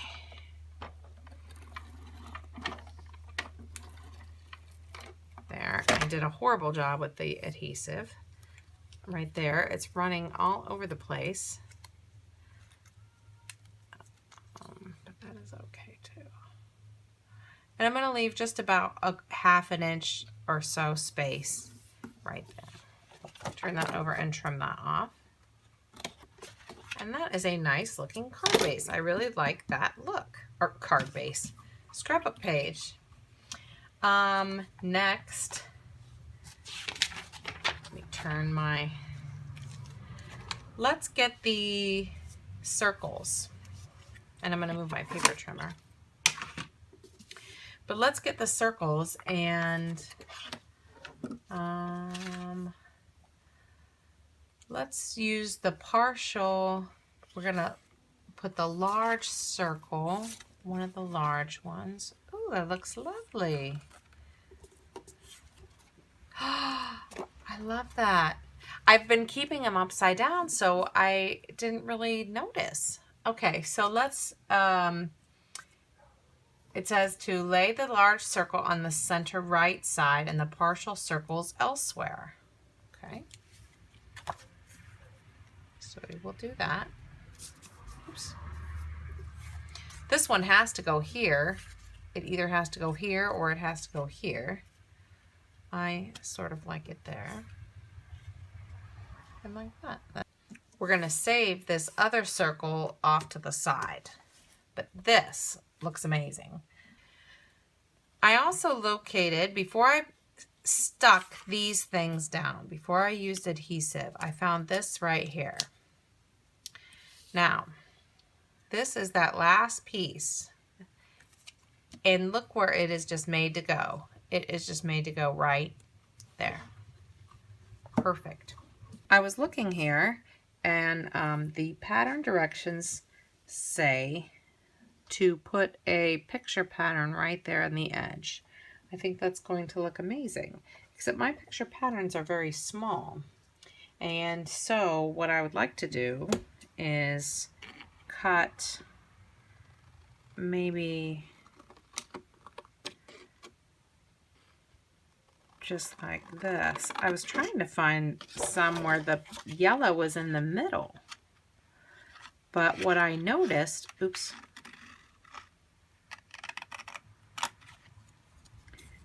what I noticed was that there seems to be a gap. Do you see that? And it looks uneven, and I thought, well, are they all like that? And sure enough, every time there's a yellow one, there's like a funny space gap, like a yellow one with two blues. See? I don't know why. It's just funny in the pattern. But, oh well. That is fine. Maybe I'll just do 2. No, that wouldn't be good. No, it wouldn't, because you want to know why? There's going to be 3. There's going to be 3. Yeah, so I definitely want 3. This will actually be perfect. Just like so. I'm even going to let it touch the circle. I'm even going to go like that. Okay, it turned out to be awesome. That. Wonderful. This serves as a connecting piece. Look at that. Wonderful. Wonderful. All over. And cut it at 6 1/4.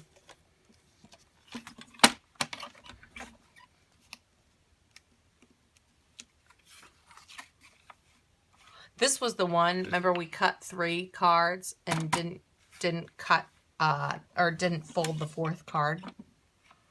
So we're gonna do this one at 6 1/4. Okay. Wait a minute. 6 1/4 is clear back here. There we go. Okay, put that to the side. That's a scrap of 4 something. And the 6 1/4 is going to go. This is a 4 1/4 by 4 1/4 square. Oh, right, we do need this. Let's see. 4 1/4 it is, and then 4 1/4. Let's save this guy. So this will be a 4 by 4.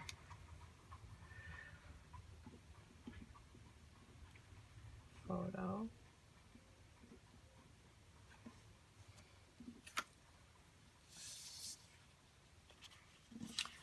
And this will be, oh, perfect. Look.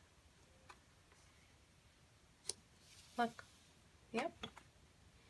And this will be a 4 by 6 photo.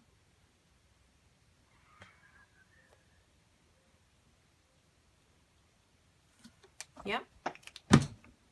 And just to give you an idea, here is just a random 4 by 4 and a random 4 by 6. So actually, I don't know if I like it tilted quite that much. And I think I like this over, well, maybe I angle it some, like that. Good. See, I wouldn't have thought to angle it. That's a little bit too much angled. Just a slight angle is fine. There. Now I know how to adhere the mat down.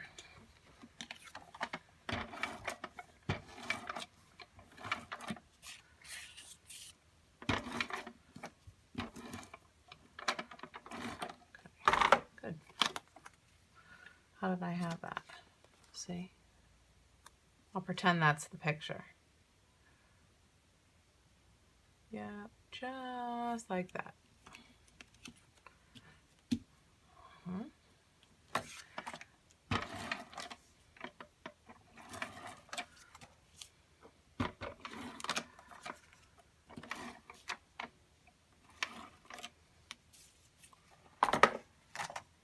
And how did I have this?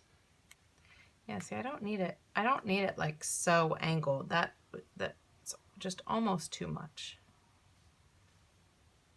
About like that.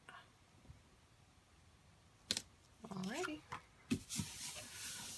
Very nice. Okay, so I got a little carried away and forgot that I was recording because I was having so much fun.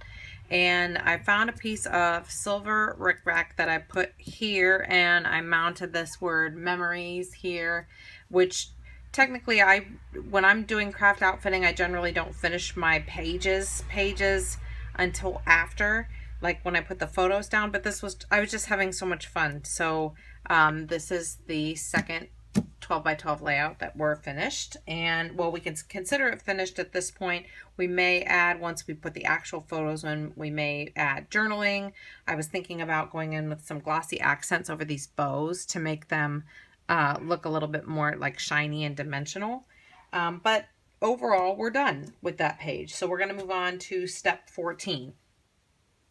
Okay, so we're continuing on. We're on step 14, and this is our remaining 2 pieces, 12 by 12 of our third color. And then I've got the ribbon. Now remember at the beginning where I said I wasn't sure if I was going to use which piece of ribbon I was going to use, and I'm so glad I pulled out both pieces, because these are this orange is the color of the wedding, the orange and navy, but I didn't, just doing the pattern, I wasn't really planning of which page was going to go with which ribbon, and I wasn't trying to plan anything. I was just trying to follow the pattern. So now I have a choice here, and I'm really glad I did that, because now I definitely plan to use this ribbon instead of this one. I think this would just get washed out. So I will save that for another project, I think. And I'll definitely use this ribbon. And the first thing I'm going to do is set this aside if I can. And I'm going to cut one of these to 11 3/4 by 11 3/4. Let's see here. I really need to just mark it on my paper trimmer. I use it enough. I don't know why I haven't marked it. That paper was actually really close to 12 by 12 size. 1/4 turn. And then 11 3/4. Ooh. Okay. Oh, goodness. Almost had a problem. There we go. Okay. Yeah, that was really close to 12 by 12 anyway. All right. Then we're going to get this off the chain piece. Okay, this is off the chain too. And we're going to cut it to 11 by 11. So I will definitely start with the perforated side and go right to 11.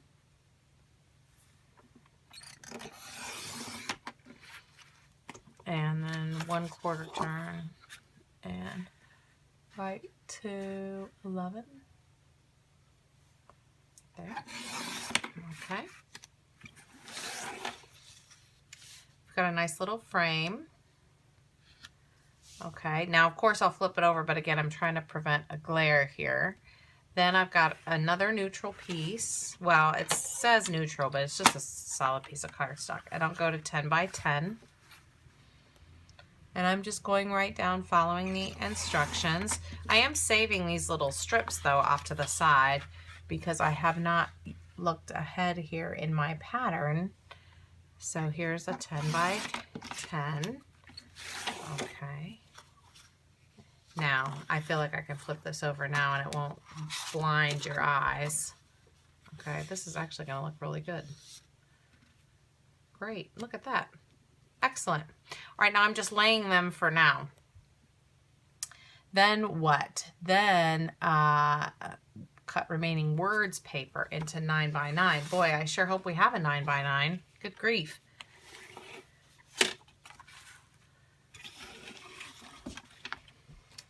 Let's see if we do. Well, well, well, we do. Oh my gosh. But you know what? I don't want to cut the happily ever after off. Well, you know what I'm going to do? I'm going to manipulate it here. Let's do this. Let's get this off of here. And now I'm going to go and turn it. Make it 9. Like that. That's good. Like that. And now I'll go like this and do it 9 this way.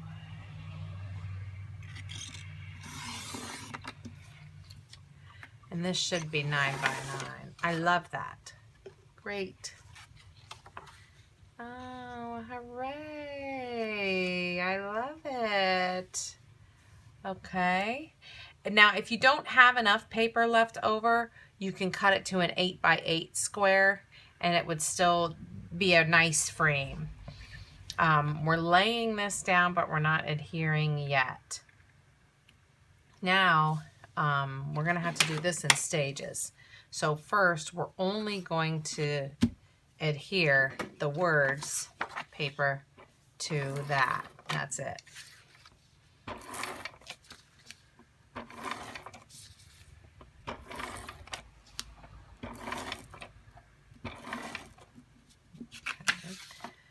I'm so glad that worked out.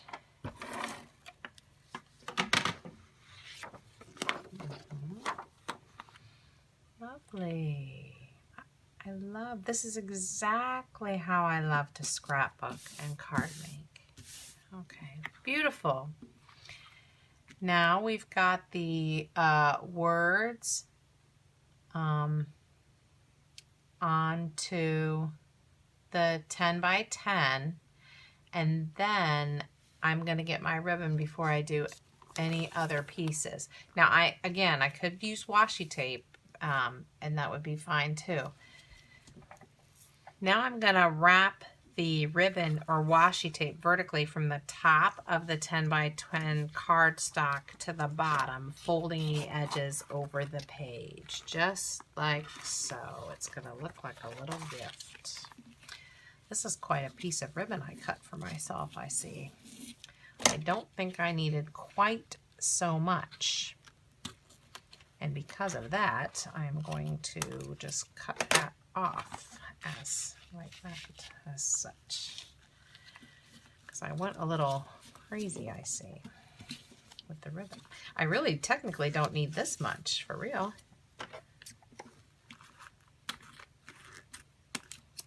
This ribbon has some funny wire in it. Okay.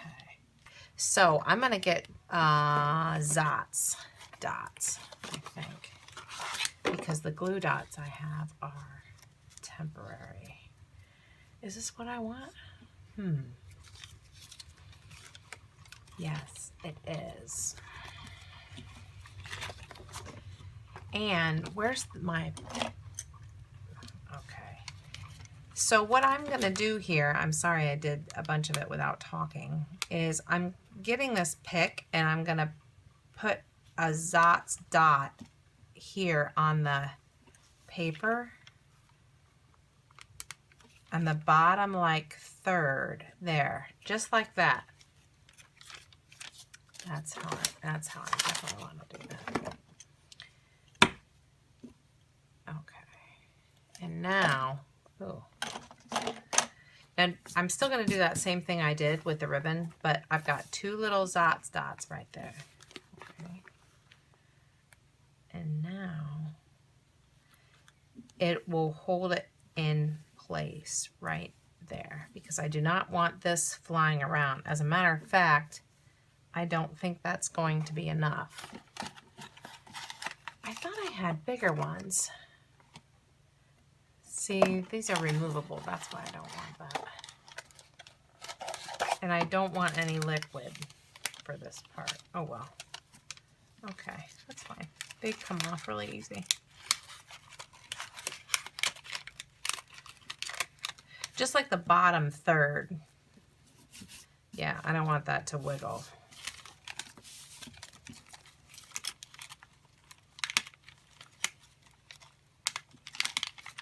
Uh-oh. Okay. Good. All right, good.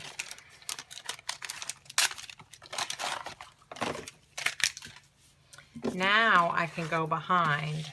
See, now I can do all kinds of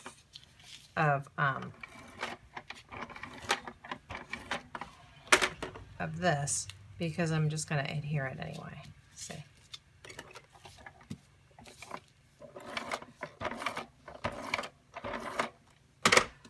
Okay. I do want to make sure it's straight though. Okay, good. Lovely. That is good. That is really good. Okay. Now, if you're using washi tape, you don't have to do all these extra steps. Now we can put adhesive on the rest of this. Ooh. Like so.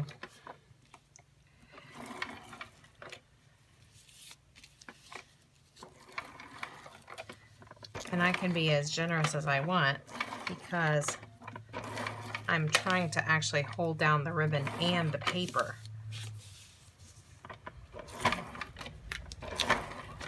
Some of you may say, that's a little much. Well, I just don't want it to slide around.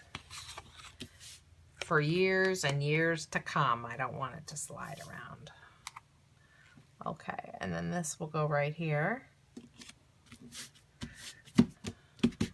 And now,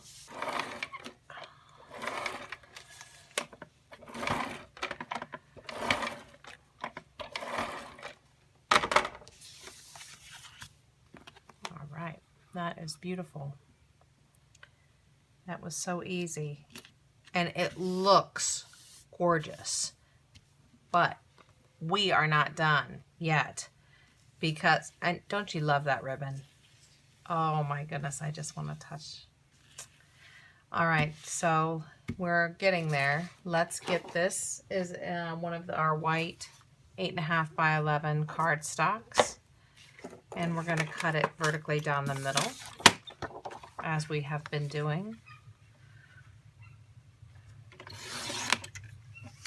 We're going to fold only one piece.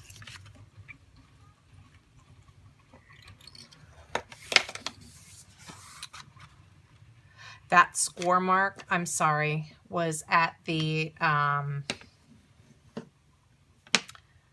that score mark was at the 5.5 inch mark. I'm sorry, I apologize. I'm going to set that aside.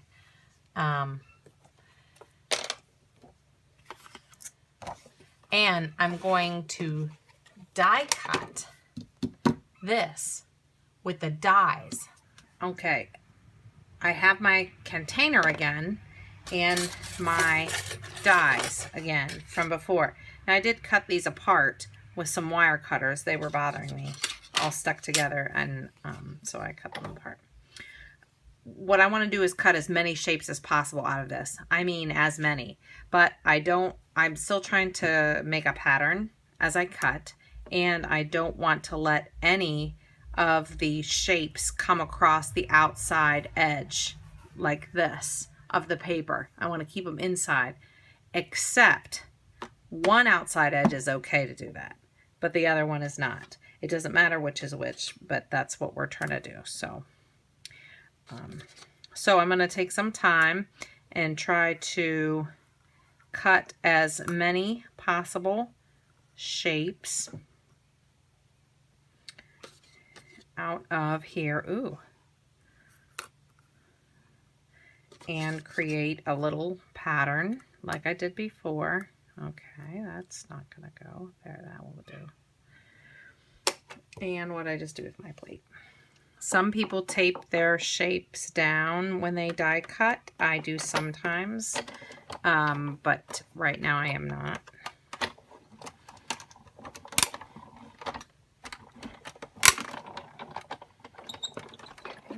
One pass, I'll do it. Ooh.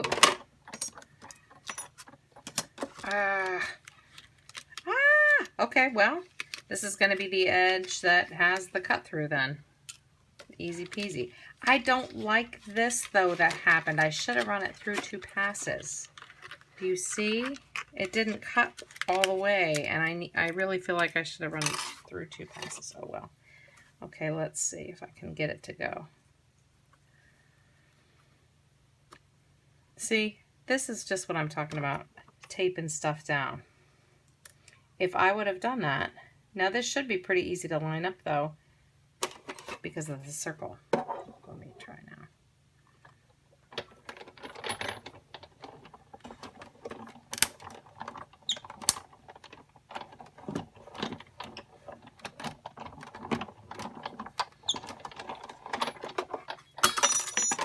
Okay, much better.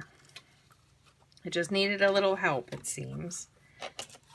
We're going to set, before we do anything else, we're going to set 2 of these shapes aside.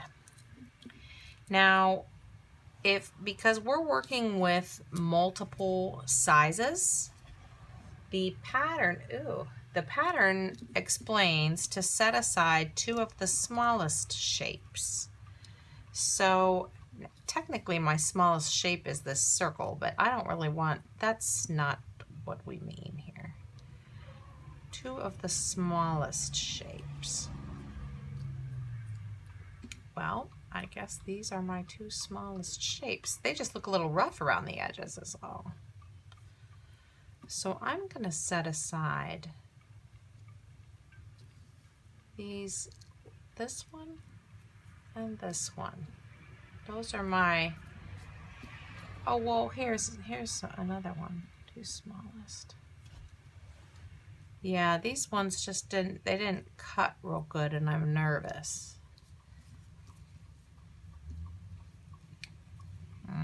So we'll set aside these 2.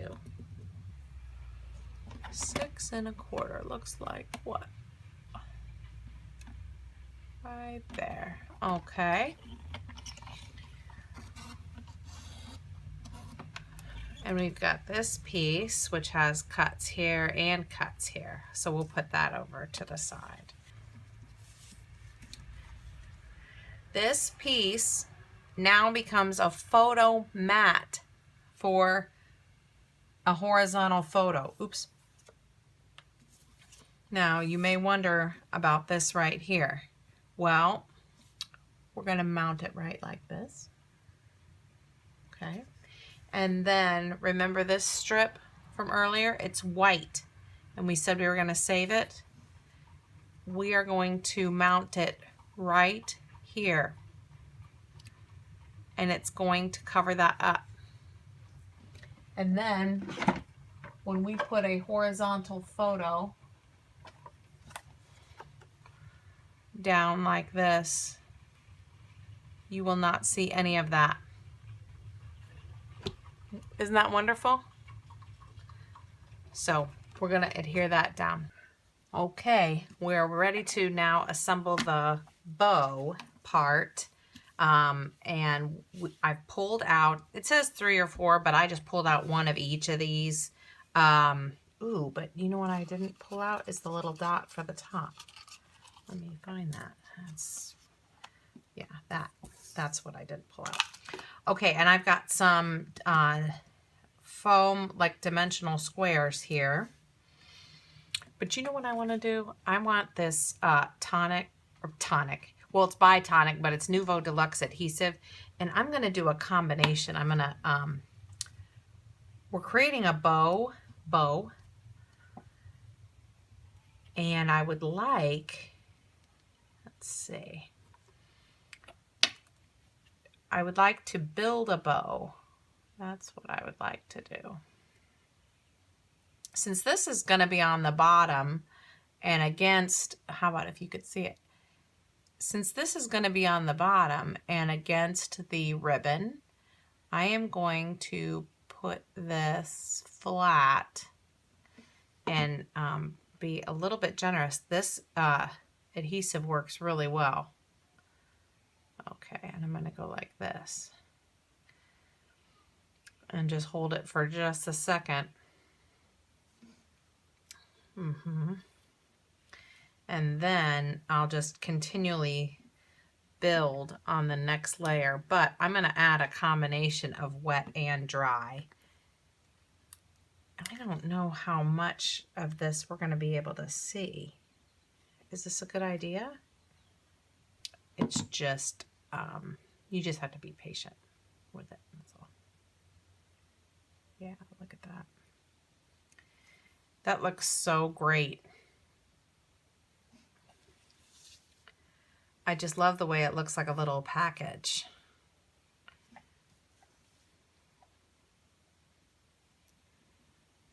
This, I feel like, though, would be a little bit much with the dimension. I mean, I really don't want to have like a tower. So we'll just do that with the dot. And I'm going to be pleased with that. Now, yeah, that looks great. Now when that dries, I will go in with my Wink of Stella pen, shimmer pen, and give that a nice little coating of shimmer.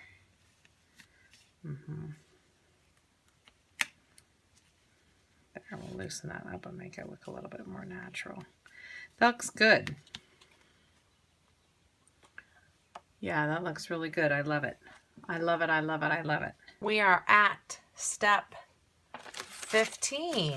We are at step 15. So I have the last full piece of 8.5 by 11 white cardstock. And we're going to cut this right in half. And then we're going to turn and score. This is at the 5.5 mark. And again, as you know by now, you don't have to do the scoring. You could just fold it right in half. And you could probably look on your in your area and see what you have left. I hope that you have been enjoying this, especially, oops, if you are at a crop. So much less to take to a crop, so much more to get done at the crop. So yeah, really hope you enjoy craft outfitting as much as I do. This is the way that I craft, and just wanted to share it with all of you. Now what we're going to do is the last, let's see, oh, the circle. We have our last circle, and before we cut, we're going to put half on one card and half on the other card. Just looking at two. So let's see, how do we want to do it? It really doesn't make a difference. I think I'd kind of like to do it just right in half. Remember that the cards are going to open vertically. We know that. And once we know how it's going to look, we're going to cut it in half. Now, this is a 6-inch circle, so half is at 3. And I can do it with my paper trimmer just as such. Okay. Then, let's see, half on one card and half on the other, like this.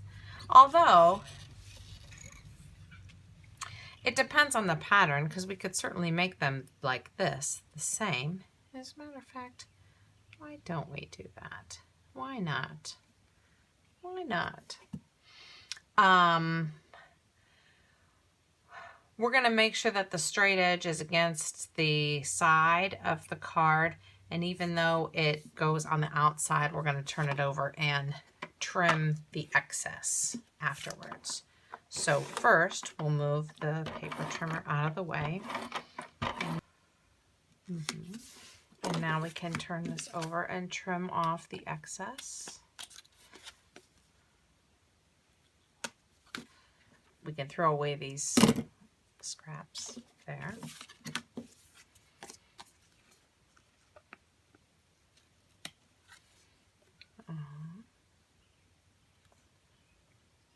Ooh, okay, good.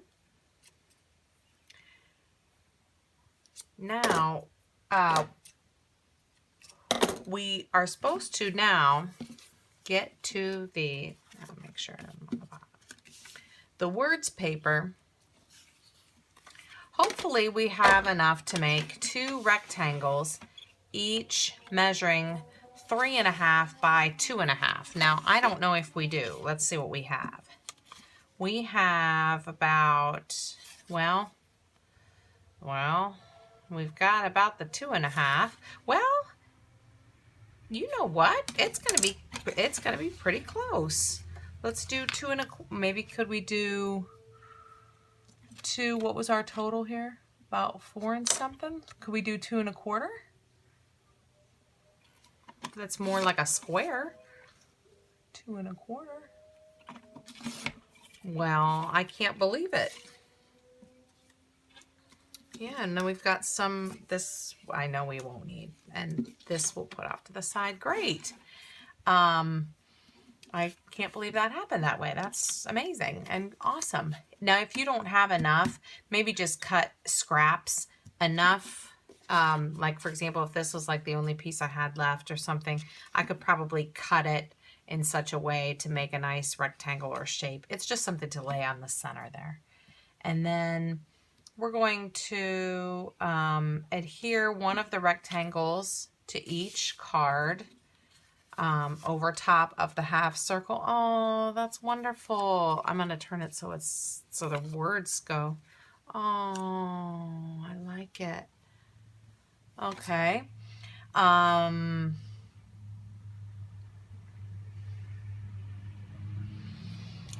We're going to ink around the outside edges of the sentiment. Where's my ink?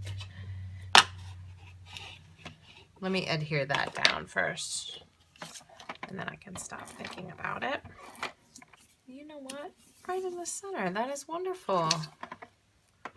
It looks so good.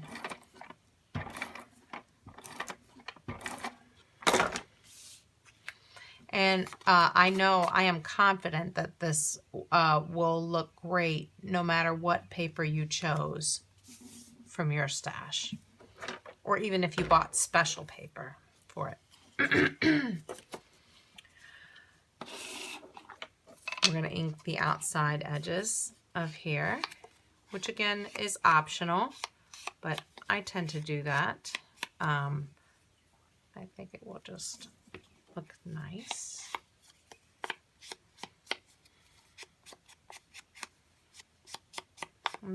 Wonderful. And now we're going to adhere the sentiment on top of the rectangle. Do I want a little dimension? I might. I just might.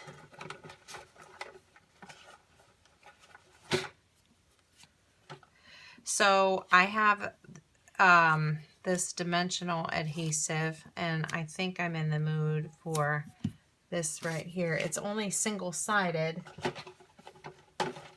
meaning it's only adhesive on one side. Or, yeah, adhesive on one side. But that is okay because what I will do is just add my own adhesive on the back. It doesn't matter what color it is. And then I can add just this right on the other side, like that.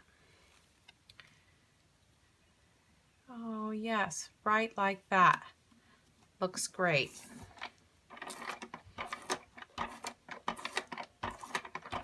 Although, what is happening here with my, oh, it's good, okay. Perfect. Great. Now, next, I believe, remember these two die cut shapes we set aside earlier? That is what we set them aside for, is for now. And so, now I'm also going to use dimensional adhesive for right here. Yes, just like that. It looks great. And I'll do the same thing over here. And I did not use that same foam sheet because these squares are a little higher. Just a bit higher than the other. There. Look at that. Wonderful. To dry. I'm going to line the edge. I'm going to do this instead.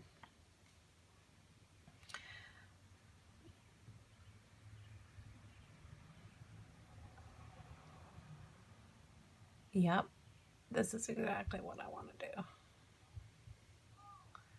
Now I'm going to line the edge, but not any part of the circle with these liquid pearls. And then when I just think that's so nice looking.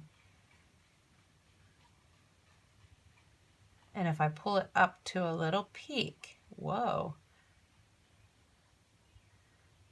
then it settles down. There. Okay, so I'm going to do this around the whole edge of both. Here are the two cards that we made, and let me bring this close to you just so you can see the dots. Isn't that amazing? Doesn't it look good?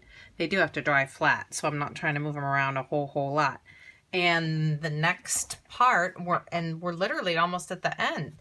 Those two cards are now finished and can be set aside, but we did find that we have one more card to do, and this piece, we're going to cut this to 4.5 by 3 3/4. Now it is already 4 1/4, and oh, okay. So we need to do 4.5 by 3 3/4. I wonder if I can do this here. Yeah, I'm going to use this instead. 4.5. Oops. Right like that. Okay. by 3 3/4. Now we have to be very, very careful. 3 3/4. Very, very careful. Okay, good. And you may want to use scissors if you don't have this kind of trimmer. We can throw away these scraps. We're going to adhere this directly onto the card like this. Directly onto it. Where is my, yeah, I'm going to use my Nuvo Deluxe adhesive for this. Just so I can get in all the little nooks and crannies. And you don't need much of this adhesive.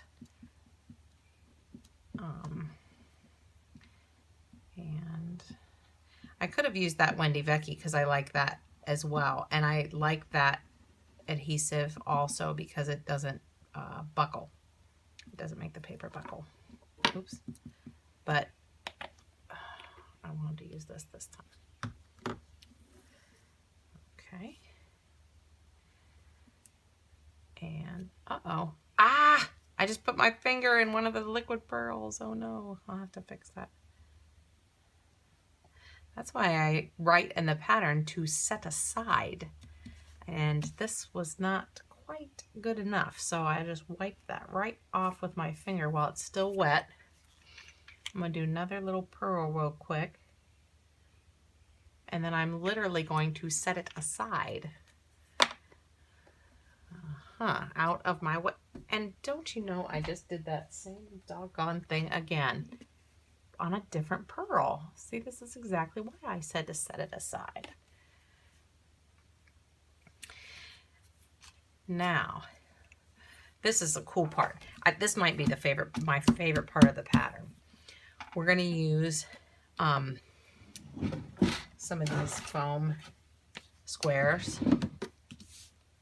And remember these shapes? We're going to adhere the same shape back in, but up. Okay. So, for example, see this? Well, wait a minute now. I wonder if I almost might want to use one of these dots though. Maybe I want to. Let's see what would happen. I'm nervous. Oh no, I need to have it up a little bit. I do need to have it up. Okay, well, no, nothing wasted. Nothing wasted. There. Yeah, I need to have that up. Look at that. Okay, that's how we're going to do that. And then this one.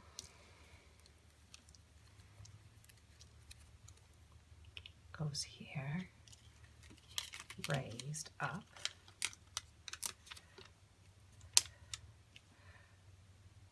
Let me put another one. Oh no, wait, why would I do that? Why would I do that? Because I'm going to be raising it up.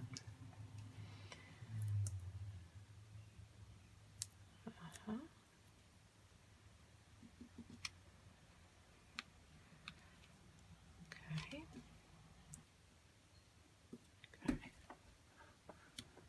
Great. Does not look wonderful? So we've really got some interesting dimension.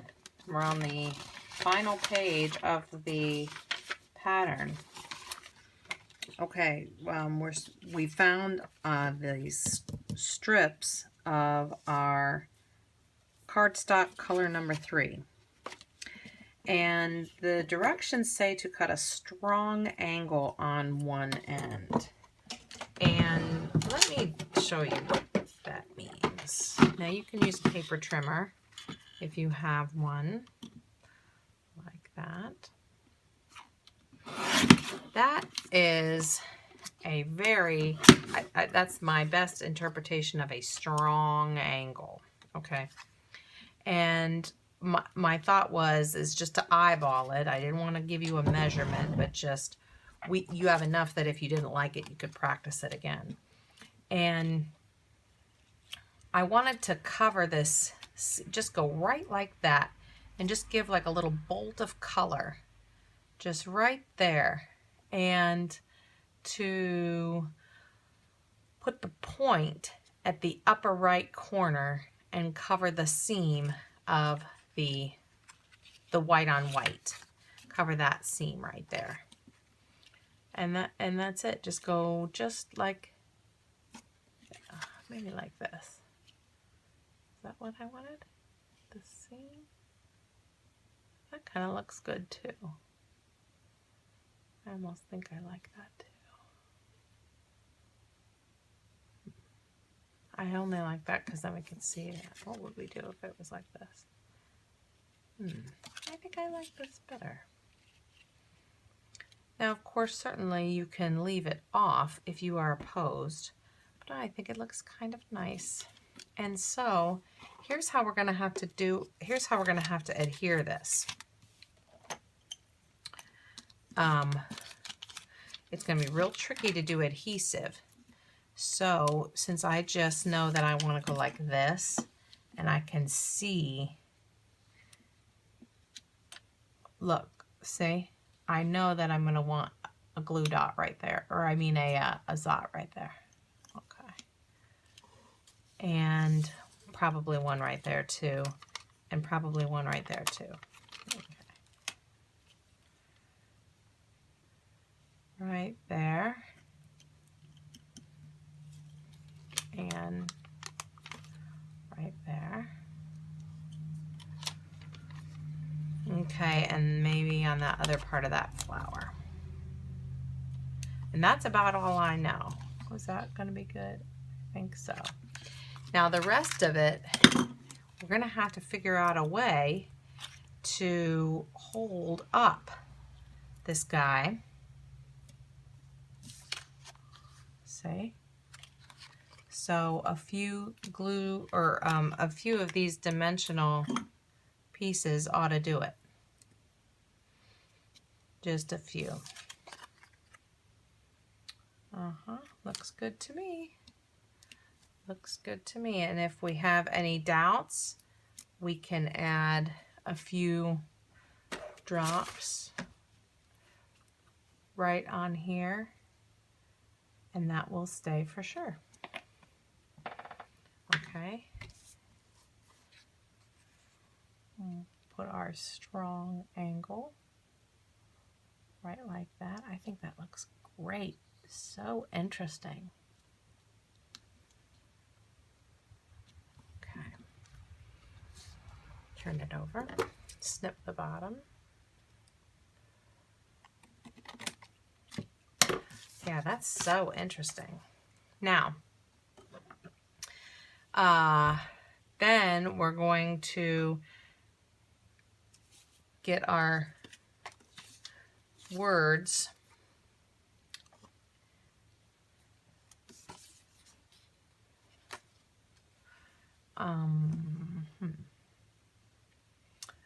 trim 3.5 to 2.5. Well, let's see here. 3.5. I'm going to save that faith word, but I really wanted to do, let's see, 3.5.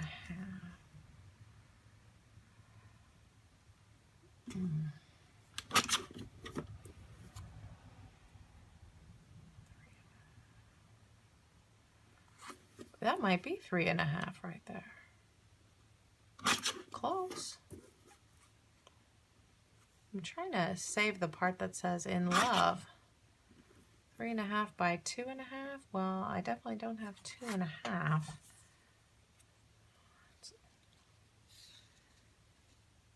Strong angle. But I'm just going to do like that, I think. Ooh, maybe I'll add forever.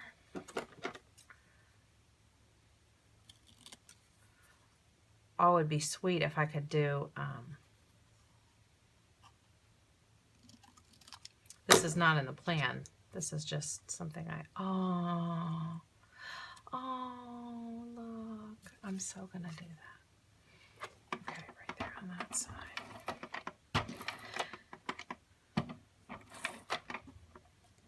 a little extra.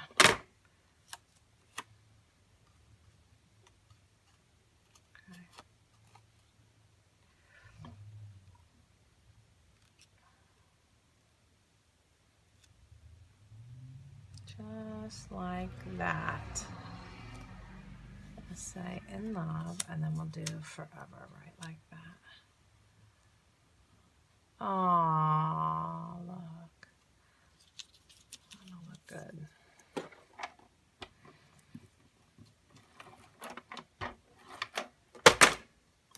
There we go. Oh, that looks great. Now again, this isn't exactly like the pattern. This strong angle and all that is, but I just sort of improvised there at the end with the scraps that I had. So if you don't have enough to do what you're trying to do, just use the scraps you have as well. I see I might need another dot thing right there. It looks a little wild under here. He's trying to do something. I definitely would rather have you see that square than to have it be flapping all over the place. Ooh, yeah, that's a little bit better. Okay, good. And even with cards you buy in the store, sometimes you see that, you know, the little, and it's white on white, it's fine.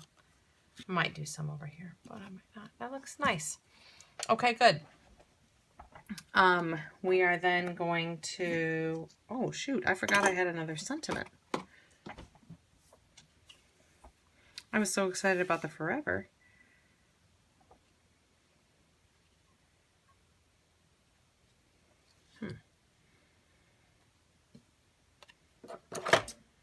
I don't know that I have room. But I'm going to trim that like that. And go like that. Or down here. Yeah. Like that.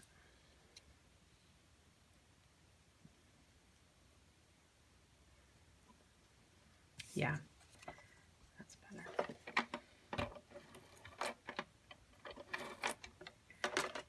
Okay. And I'm not going to ink the edges because we've got enough going on.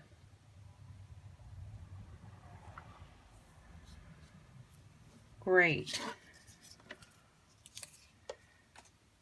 Okay. That looks pretty nifty, I have to say. Do we want to do, we can do some of the liquid pearls, but guess what, how I'm going to do them?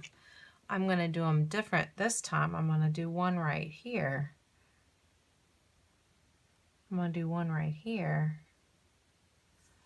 And I'm going to do one right here. And that's it. Because we got enough stuff going on this one. And even though the pattern calls for it to go around, this would be just too much to go around, I think. I might ink around the edges after that, but that is this might be my favorite card. And it was just a scrap card. I love it. It looks great. All right. These are all of the scraps that we have left. We have some of the picture paper because the pictures were small, a few die cuts, some left from that cardstock. I mean, you can see here what we have left.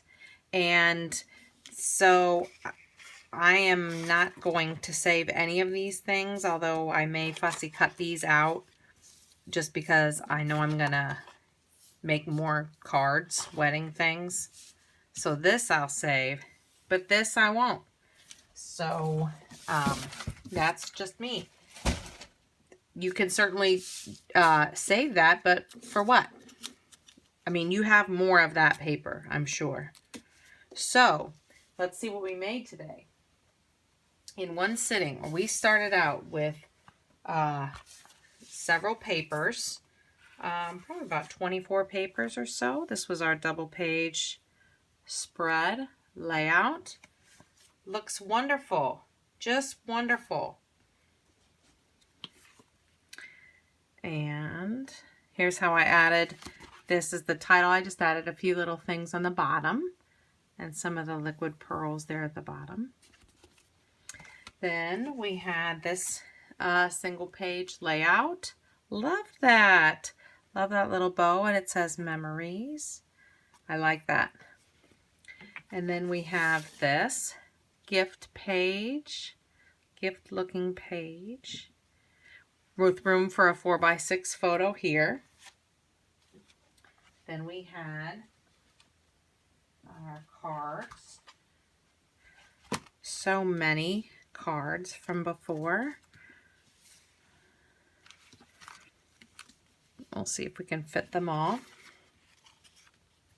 in the space. It looks like we can almost fit them all in this space.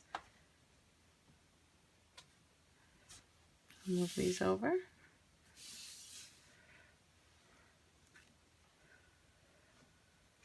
Try not to smush my liquid pearls there. So we have 12 cards in one sitting and 4 12x12 scrapbook pages. And you used everything you all, oops, I'm turning them crooked. You used everything you already had. Or you just use stuff that maybe you had bought and intended to use for a large project, but you actually did.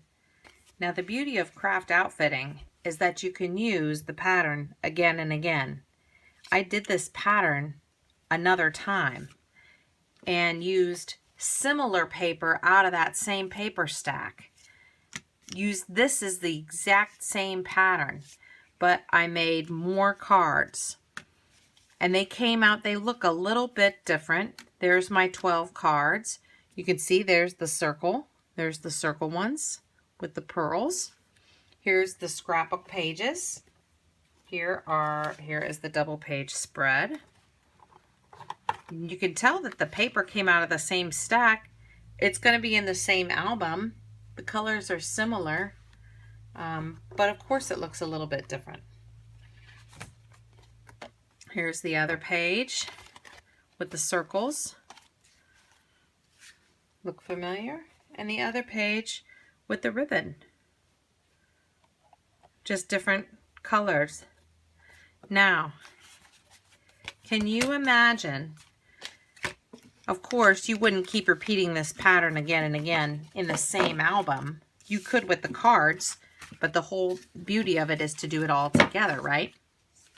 So what if you decided to do a Christmas album and you used Christmas paper? You know what that means, right? If you use Christmas paper, then you end up with Christmas cards. This is the only one I had left after this season, I think. Oh no, here's a few more. Here's a few more. So my apologies that I don't have all the rest of the 12, but they've been either sold or given or gone. And I am missing, oh right, and the other page. Yep, look at the tree. But see, it's the same thing. I had words paper, I had a picture paper, circles. Now you know if you do it with Christmas paper, what if you did it with baby girl paper? That's right, baby girl paper. For a baby album. Wait, this isn't right. Is it? Oh, wait a second.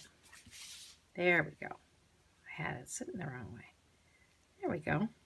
See the circle? There's our our pictures. Here's our other with the circles. This came out just a little bit different. And here's our gift. I wanted the gift. I used stars that time. And you know, if you're doing baby girl pages, you'd end up with baby cards. You see? Now you know that if you are a card maker trying to sell your items, that you know this is smart. You know that this is smart. But if you're trying to just be a crafter and make things as a gift, you know that's equally smart. That is to sit down and to use your stash and to come up with so many projects. You know that if you're going to a crop somewhere, if you only have to take enough for one craft outfitting kit, or possibly two, depending on how long your weekend is, you know that's going to be a lot, just so much nicer. Now, you know that if you're doing all that, you're going to have to do a birthday album, or a kid album. Look at that. Look at the little kids. And then you're going to have to see the stenciling pictures. And then there's the same page with the circles. Look at that. Isn't that cute as pie? And then the page with the gift. Yep, with the birthday gift. And unfortunately, this is the only card I had left out of the 12 after I made this outfit there. Then this was one of the first ones I had a lot of requests for the birthday cards. And that is craft outfitting. Hope you enjoyed it. Now just keep in mind that if you've got 4 pages and 12 cards in one sitting with one pattern, then with 5 patterns, you would have enough pages for a 20-page album and 60 cards. That is amazing. That's not a stash builder, that's an inventory builder.